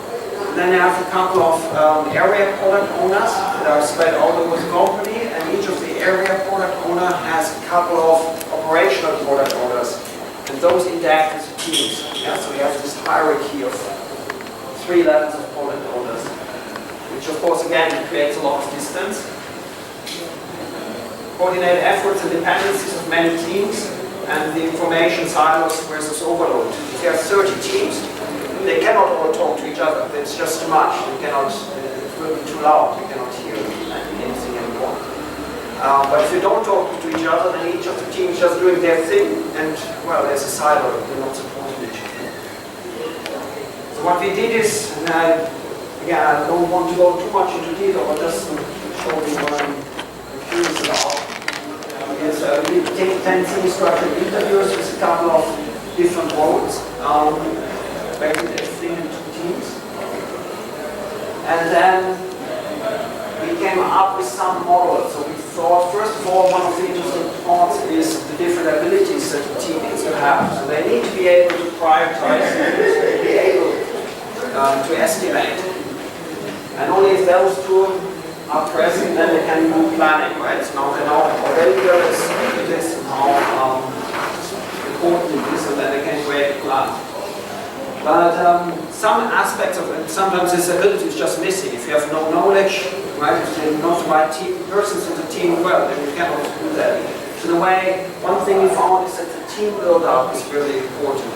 And you need to have the right expertise in the team. One thing, for example, that sometimes happened is that a tester was asked to estimate a distance. Well, that's very hard to do, right? So you should avoid. Then also the work environment was an issue. At Ericsson, what you see is an open office plan. Each of the Scrum teams has their own area where they work together. And between 2 teams, there's one whiteboard where they can meet and have their daily Scrums. But it's no vaults, so if one team goes there, they will disturb the other team and the other way around. Or a better way to look at it, if one team goes there and does their daily Scrum, the other team will profit because they hear what they're talking about, what is their problems, right? So it also, of course, everything has 2 sides, right? You disturb and you also share information. The problem is, however, it's 30 teams, not 2. And you can't trust that it's always the wrong team sitting next to each other, right? Then it will be then the team spirit is something we also relate to the team build-up and also to the work environment, of course. But of course, you can do better estimation if you have a team that where you put all the experts, but then they will hate you because you disturb the team. Whenever they found themselves, you kind of take one of the experts and put them into a different team.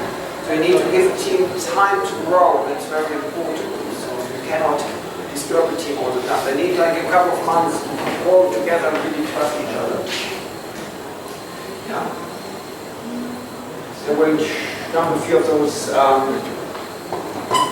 Here I have a couple of quotes and findings basically on that, but I will jump those now here. One thing we found basically is that then the ceremony agreement is something that we need. The ceremony agreement we need, like for example, if you do a planning game, what you do is often this planning poker. Have you heard about that, planning poker? It's basically, as a developer, you need to estimate how expensive it will be to develop a certain user story. You are supposed as a developer to say one of the early Fibonacci numbers, just to give some indication. So if you say 1, it will be very cheap to implement. If you say, I don't know what's the next 3, 5, 7, right, 12, then it's really expensive. Yeah, so in a way, and to support it, because of, like me, if you forget the Fibonacci numbers, you get a card game, and you just show your number, right? Then you can agree how expensive it will be. So that's a good ceremony, but it's on the team level where it's not so important. Yeah, but it's really supporting this estimation task.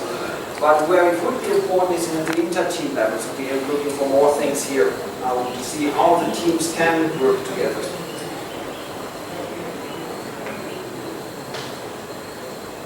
Yeah, so in a way we said like future work is needed. And white collar people. Then perhaps the last study I would like to just quickly highlight is here we tried again with Ericsson to bridge this gap between the customer and the developer. And there was one team that says you can really focus on writing good user stories that relate to the customer, and they made quite an effort. It was not easy for them, but they really took their time to say, okay, but we did this sprint, this is how it helped the customer. And by adding this effort, they were actually able to also invite the customer to their place and try to understand and talk to them and demonstrate it. So by doing that, there was a lot of effort to add value, and we say add value every sprint. And at the conference, we were getting some critique because I said, yeah, but why don't you add value every day or every hour? You know, why only every sprint? But that was hard enough for us to accomplish. But they invested quite a bit. But what it helps the team is to find some focus. It also improves the quality of the tests that the team needs to come up with, and it improves the feedback because now they really know about the value. They reduce the distance to the customer and also the risk to develop the wrong thing, and they increase the flexibility because, well, how does it increase flexibility? How does knowledge about the customer value increase the flexibility of the team?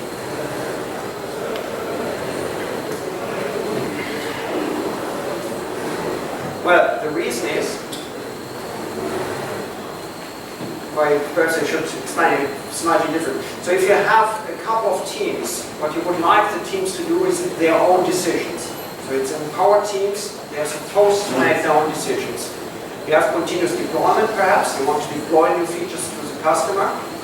If you now go through the school hierarchy, yeah, so as a team you go to the OPO goes to the area product owner, the area product owner to the total product owner, the total product owner goes to a couple of key customers, then everything comes back again, and then only you have a decision what to do, A or B. It will take very long, so decision making will be too long. But if you have a team that really knows what will provide customer value, they can decide, okay, we have this problem, we can only do A or B, which one should we deploy? And then they make a decision, right? So now you have gained a lot of flexibility because you can trust your teams to make good decisions in a certain scope. Right. So, yeah, in a way, what we thought is basically adding value to every team, the ability to reason about what provides customer value for one of these software teams is really a crucial enabler to do continuous deployment. Without, I would not really feel comfortable about it. Because if you have this on a large scale, if the teams cannot make their own decisions, it will not gain you as much as you would hope for. So with that, just to wrap up, what I had for the morning. We talked a bit about integration and what delivery, what deployment and DevOps. And I told you a little bit how I see those terms and how I would define them. I want to make clear that the companies I work with are large-scale companies. So if you talk to other companies, you will of course get slightly different views of the perspective. But these are product companies, Ericsson, Volvo. They build hardware and software products and they work together. We discussed a little bit the continuous deployment practices. And remember this table with the dark launching and with these rollout strategies. And we talked a lot about testing. And if I go to the companies, I think the main thing they say, if you want to do continuous integration, you need to invest a lot into testing. Only if you have a good infrastructure for that, then you can provide good feedback, and that is one of the prerequisites. So I would support that, I guess. So the manual is your mindset. Yeah, so you need a certain mindset to do continuous integration, a certain mindset to do continuous deployment. So really embrace the HR values and testing. If you have those two things in place, I guess you're good to go towards continuous integration and deployment. But then if you really want to use it, you need to understand the user value, you need to preserve system knowledge, and also, as I said, like the architecture will be crucial. Yeah? So these are the things that are often disregarded, but if you want to get the most out of this HR, this will be the key disciplines in my view. Right. Any questions?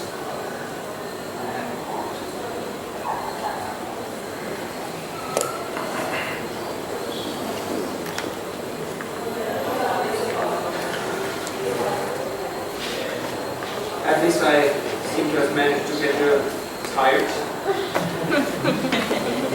But that's all right. We're approaching with the closing.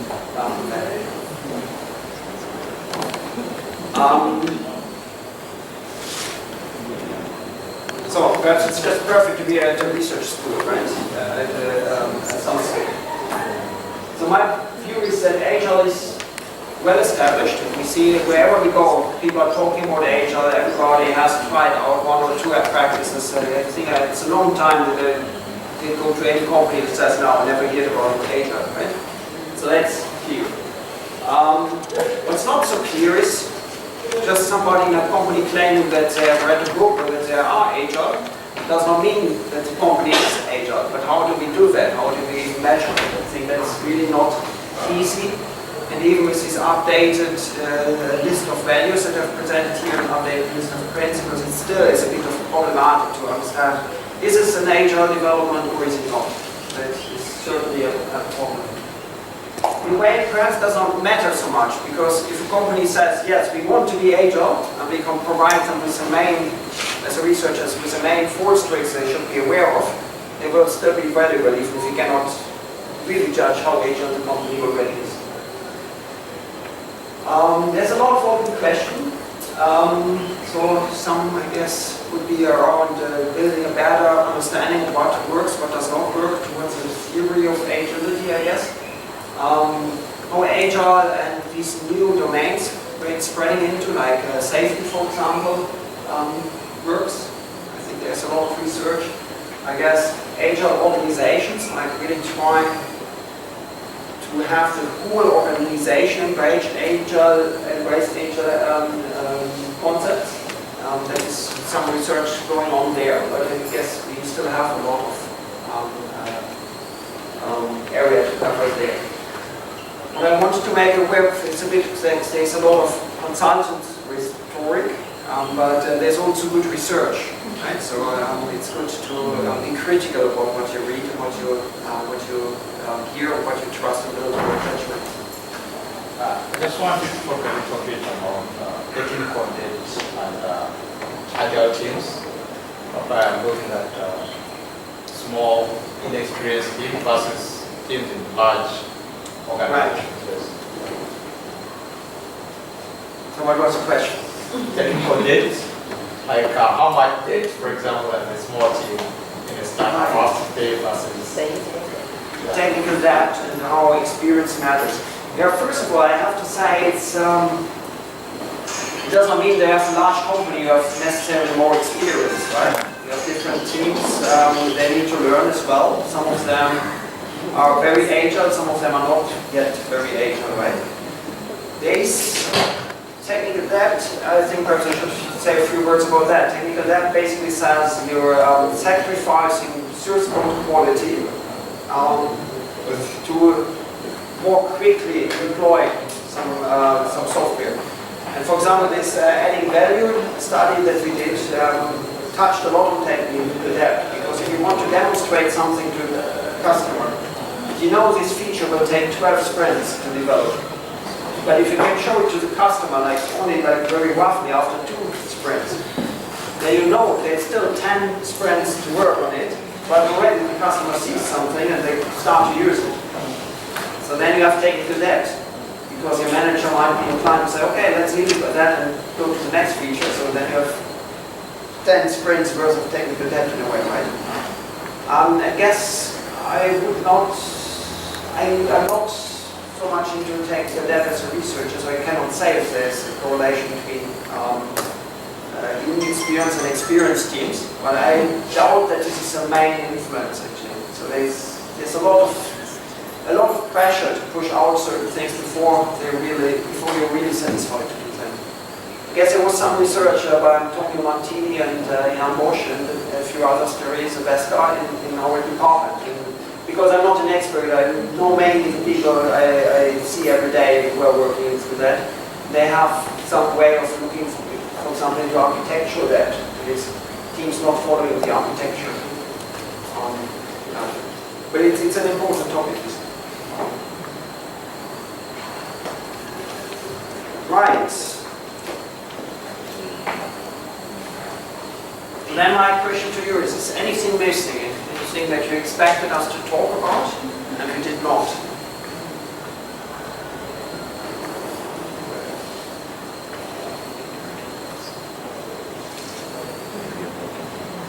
Because the next thing is again going over to you. I would like to make a round.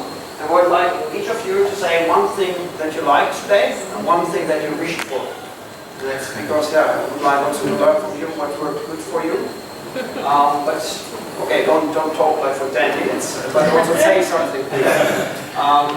Yeah, because I guess it's always important. As I said, like reflection is so important, not only for HR, right? So we want to get something like that. So who wants to start? Can we start with you? One thing you like and one thing that you wish for.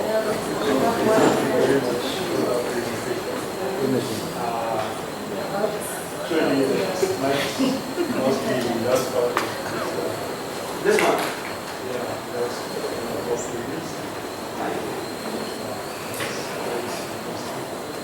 Nice. All right. Yeah. But don't hesitate. Yeah.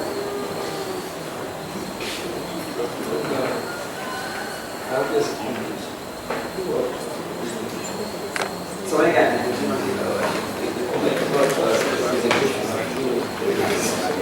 right, thank you. One thing you like, one thing you wish for. What I realized that this system can grow almost every sector. Right. So you like that HR seems to be applicable to many domains. Yes. Yes, and I guess there will of course be more on other fields than the domain of the ITER will talk about health, right? So you will explore that even more. But yes, you're right. I guess, and it's also interesting to see how it's exploring those regions more and more. Yeah. Anything you would have wished for? Anything? More interactive? Yeah, as we go. Right, yes, okay, I will be around, yes, for sure. One thing you like, one thing you wish for. I like the survey interactive. You like the interactive, yeah? I like to disagree. Then another thing it would be good if the big group interacts in the field. Right. Right. Have maybe common things for all of us. So big group team in paradise. Yes, okay, that's interesting, so that you can work on, for example, on healthcare example, yeah, I think this is a good suggestion, yes. Yes, I like the just wanted to the cost and stuff. That's how we did given us. Yes. So you mentioned things that they're already there. Right. About the work of the team, some stuff was in reading, so that's why I was asking those questions. You got to reconnect or something, Yeah. okay, that's very good, yeah. Anything you wish for? Well, maybe a one-on-one. Ah, right, yeah, okay, that sounds good. Yeah. One thing you like, one thing. Yeah. I have known very little about Australia. Right, yes. But today I know much better. Okay, yeah, was a lot of input in there. A lot of Yeah, okay. things about Australia.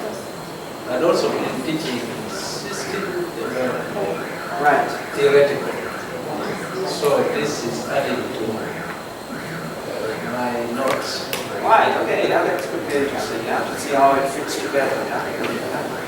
Perhaps our hardware people and the electronics people, they have sometimes problems to embrace the agile ideas. But since they also see that more and more is done in software, it starts to make sense, at least they need to figure out how it fits together. So it's for sure, yes. One thing you like, one thing you wish. One thing I liked two things. One,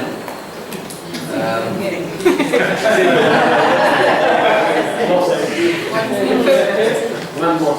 okay, you didn't like anything, so let me use this chance. Right, the fact that you go to do research on what works and what doesn't work, for me it's fascinating. Right. Because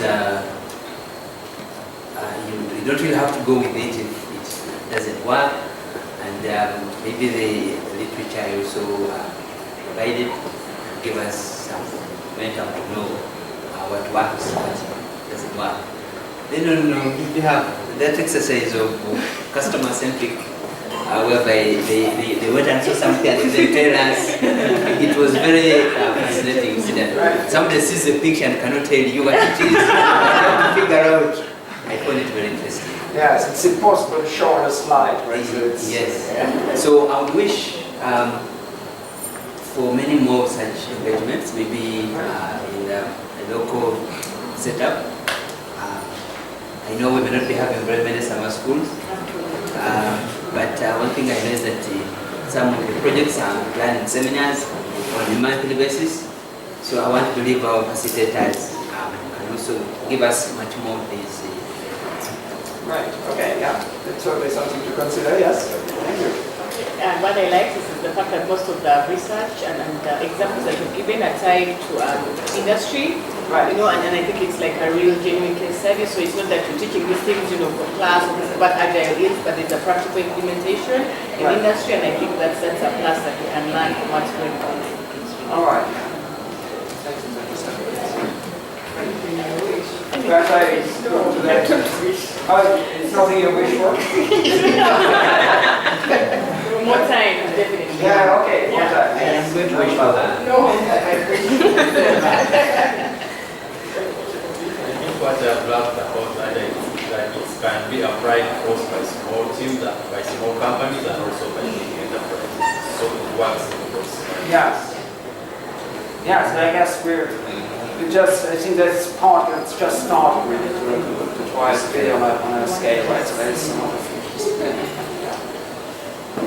Yeah, so one thing I liked is the exercise, experiencing the proper the customer,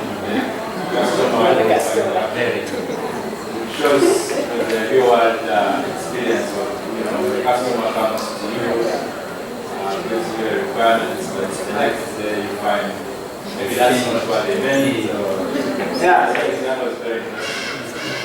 And one thing I wished for is that I would have liked to hear a bit of more experiences from the special participants. right. In terms of the experience with agile development. Yes. And what would mean for them to adopt agile development after. Right. Yeah, we had a few discussions during lunchtime, but yes, it would be nice to have it actually in a group, right? Yes, very good point. Very good.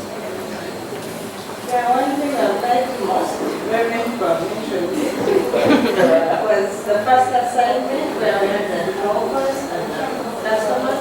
Right. It was really engaging and interactive. I also like the implementation, but this I didn't go. I really wish that we could have more and more such studies. Right. That's one word on those, yes.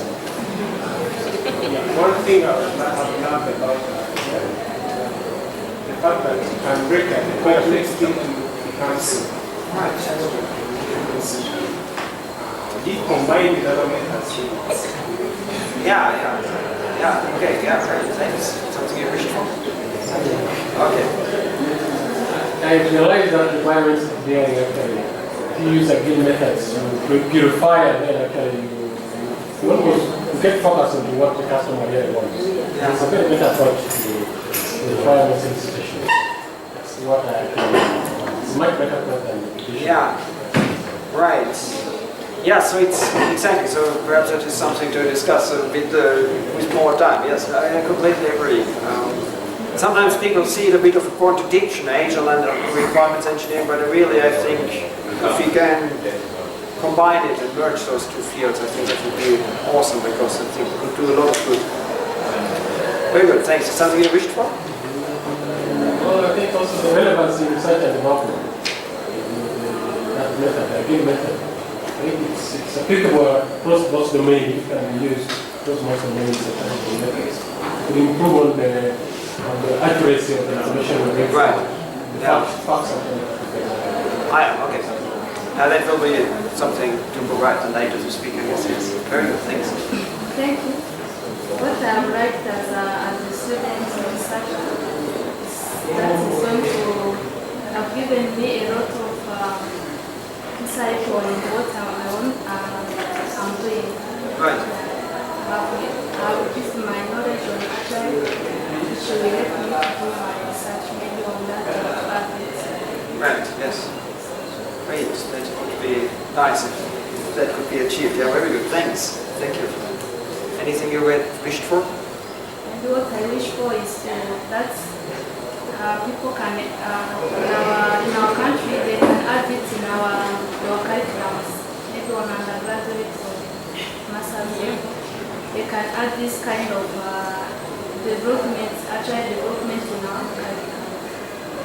Right, so it means to try it out in a way for undergraduate.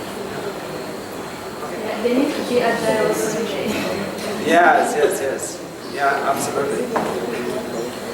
Yeah, I like most of things that we talked about. Specifically, I also really like the exercises, the practical applications, and then the summarizing of the papers. I think that was great. And what I would wish for is probably more practical applications, so that we can know exactly what it would be like to use some of these techniques. Right. Yeah, I considered to do some programming with you, but then I was not sure I can actually pull it off in this time frame now. Yeah. Good, thanks for the feedback. Yes? Well, I like the fact that you could teach from morning up to evening. I think it is uncommon to many people that you could engage us from the morning up to now.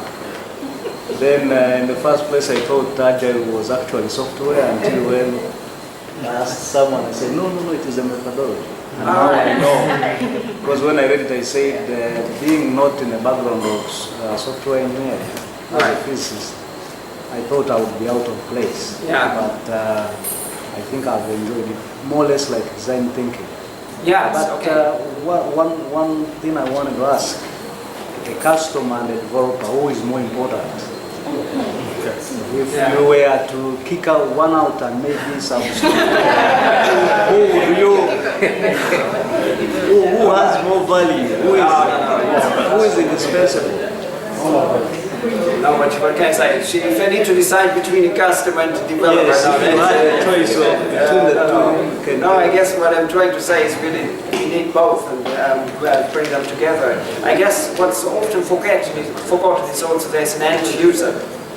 So there might be, it's not always a customer and so on. So it's a bit more complicated. But I guess what's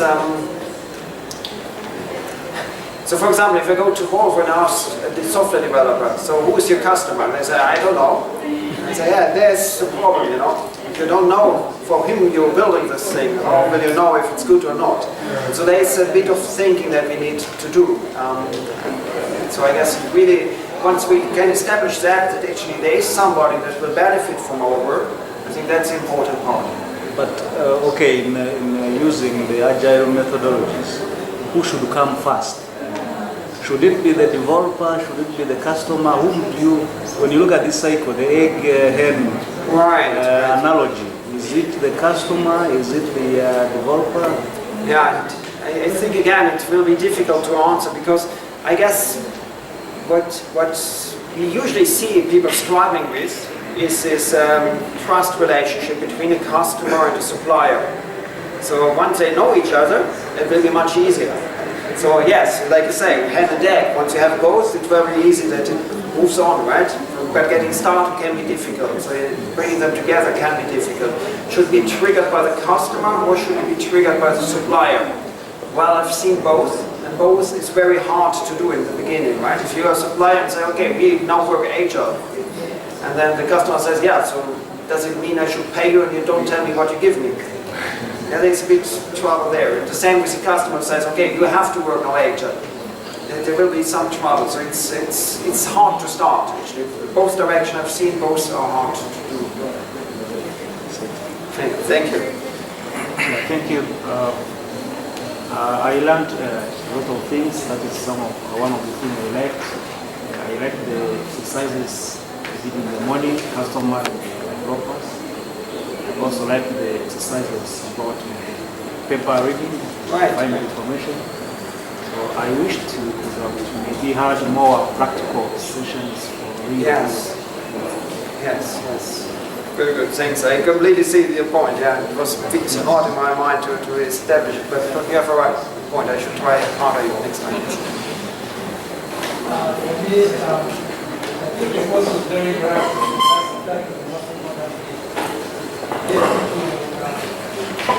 Having worked together in the characterizing requirement from grants, I think that was one of the best experiences of this thing. Okay, thank you. Yeah, but what I found, I'm here this whole day, you asked me to describe someone agile, what is David was, because I cannot still tell exactly when that boundary went to agile. Yes. So that is so at least I'm not alone with that.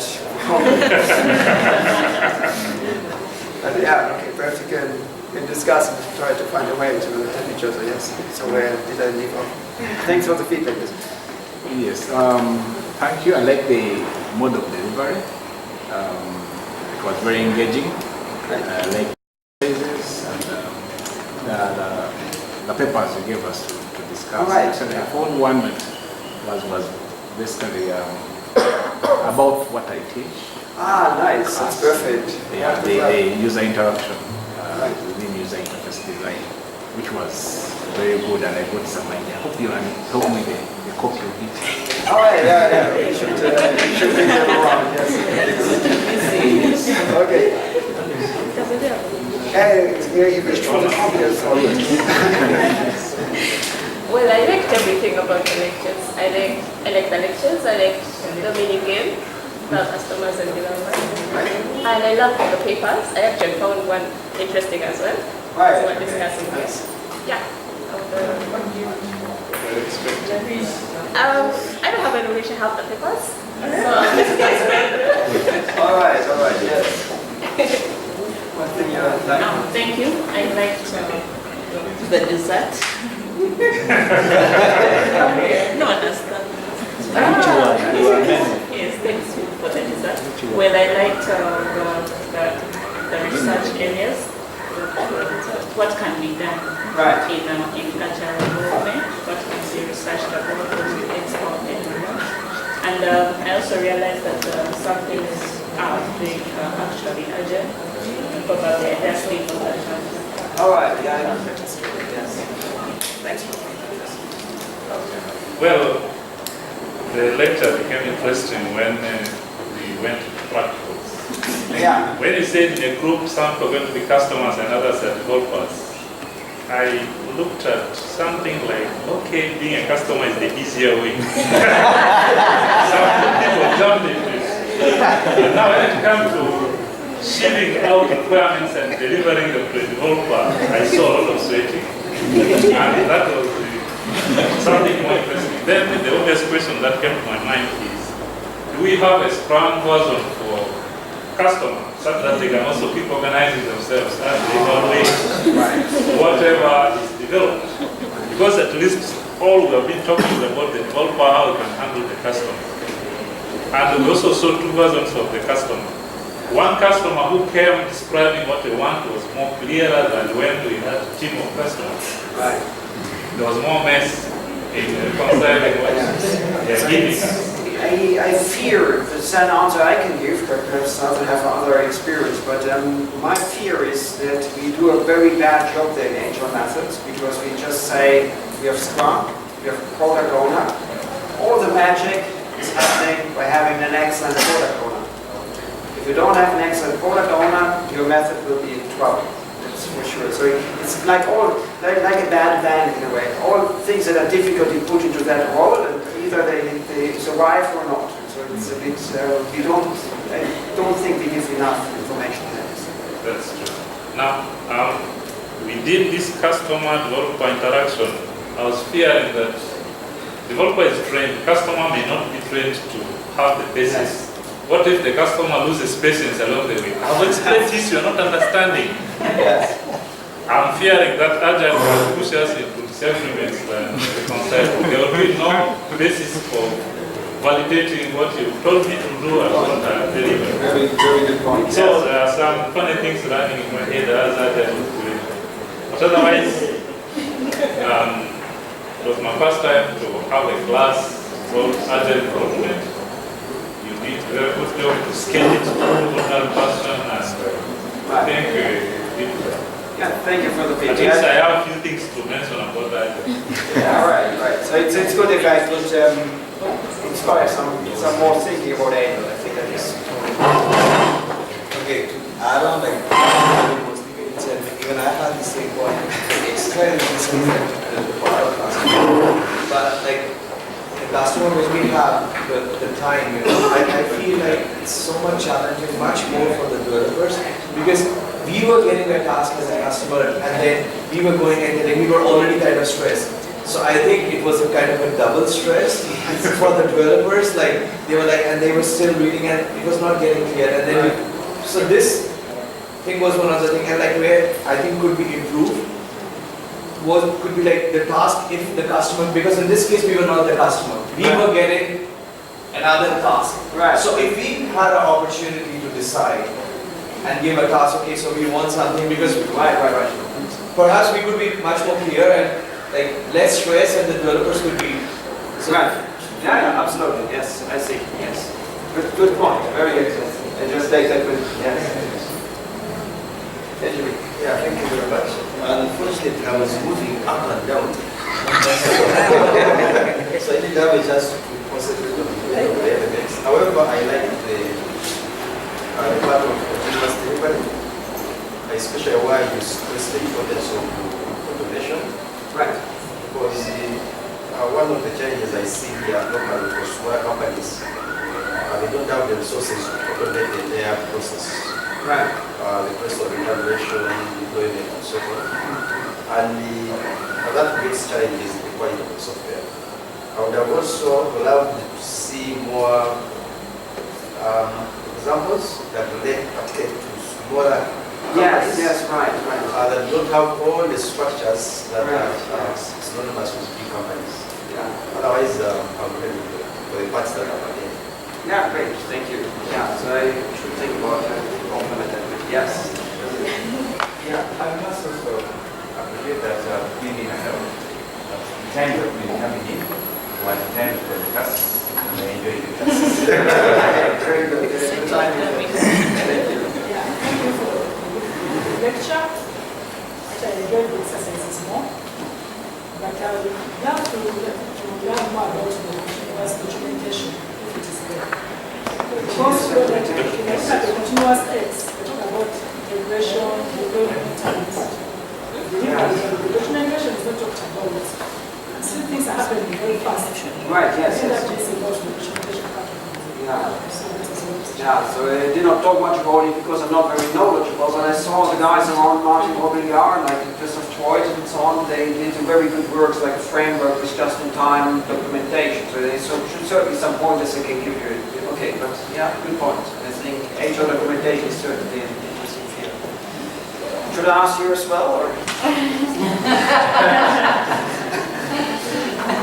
So I'll make a counterpoint. No, I enjoyed it. I participated in some of the day. I have to say that the gaming exercise that was really, really good. Yes. I just said to some of the people it's something that I certainly could use in class, and I think other people could use in class as well. Yes. It was very effective. Thanks. So I would notice that many positive things, and I really like the food you brought from Sweden and everything you said. So for example from Italy, but unfortunately at my lecture no Italian food. No Irish food, but going to the Irish food. But I think it's really nice, you know. It puts also students into comfort. So it's really Yeah, yes, so I was thinking to coordinate with you, but then there were so many around my hands. Yeah, so me personally, I really loved being here. I loved Uganda, I loved working with you. It was really a very cool interactive session. I'm really so relieved that you liked this paper exercise. I was a bit worried there, actually, I have to say. But yeah, it seems that it, at least some of you found it quite helpful, so that's good. What I wish for is that we have, like, for the rest of the week, of course, a lot of interaction, right? I will be around. If there's more questions, please don't hesitate to approach me or it's on email. I will share the slides. And yeah, so as it was said this morning, I hope I come back from Uganda with a lot of new friends. So that can be really important to this. Thank you so much. It was really a pleasure. Thank you.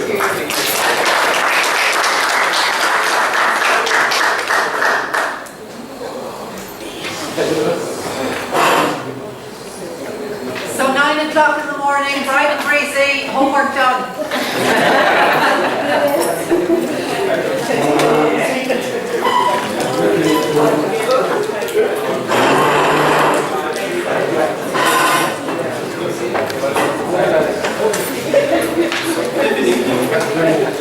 So tomorrow, I think for those who believe in Uganda, there is a bit of excitement tomorrow. There's a lot of expected excitement that's likely to happen tomorrow. That said, we expect this event to go on tomorrow. Please come. We have your contacts in case anything changes. We shall let you know. But we are here.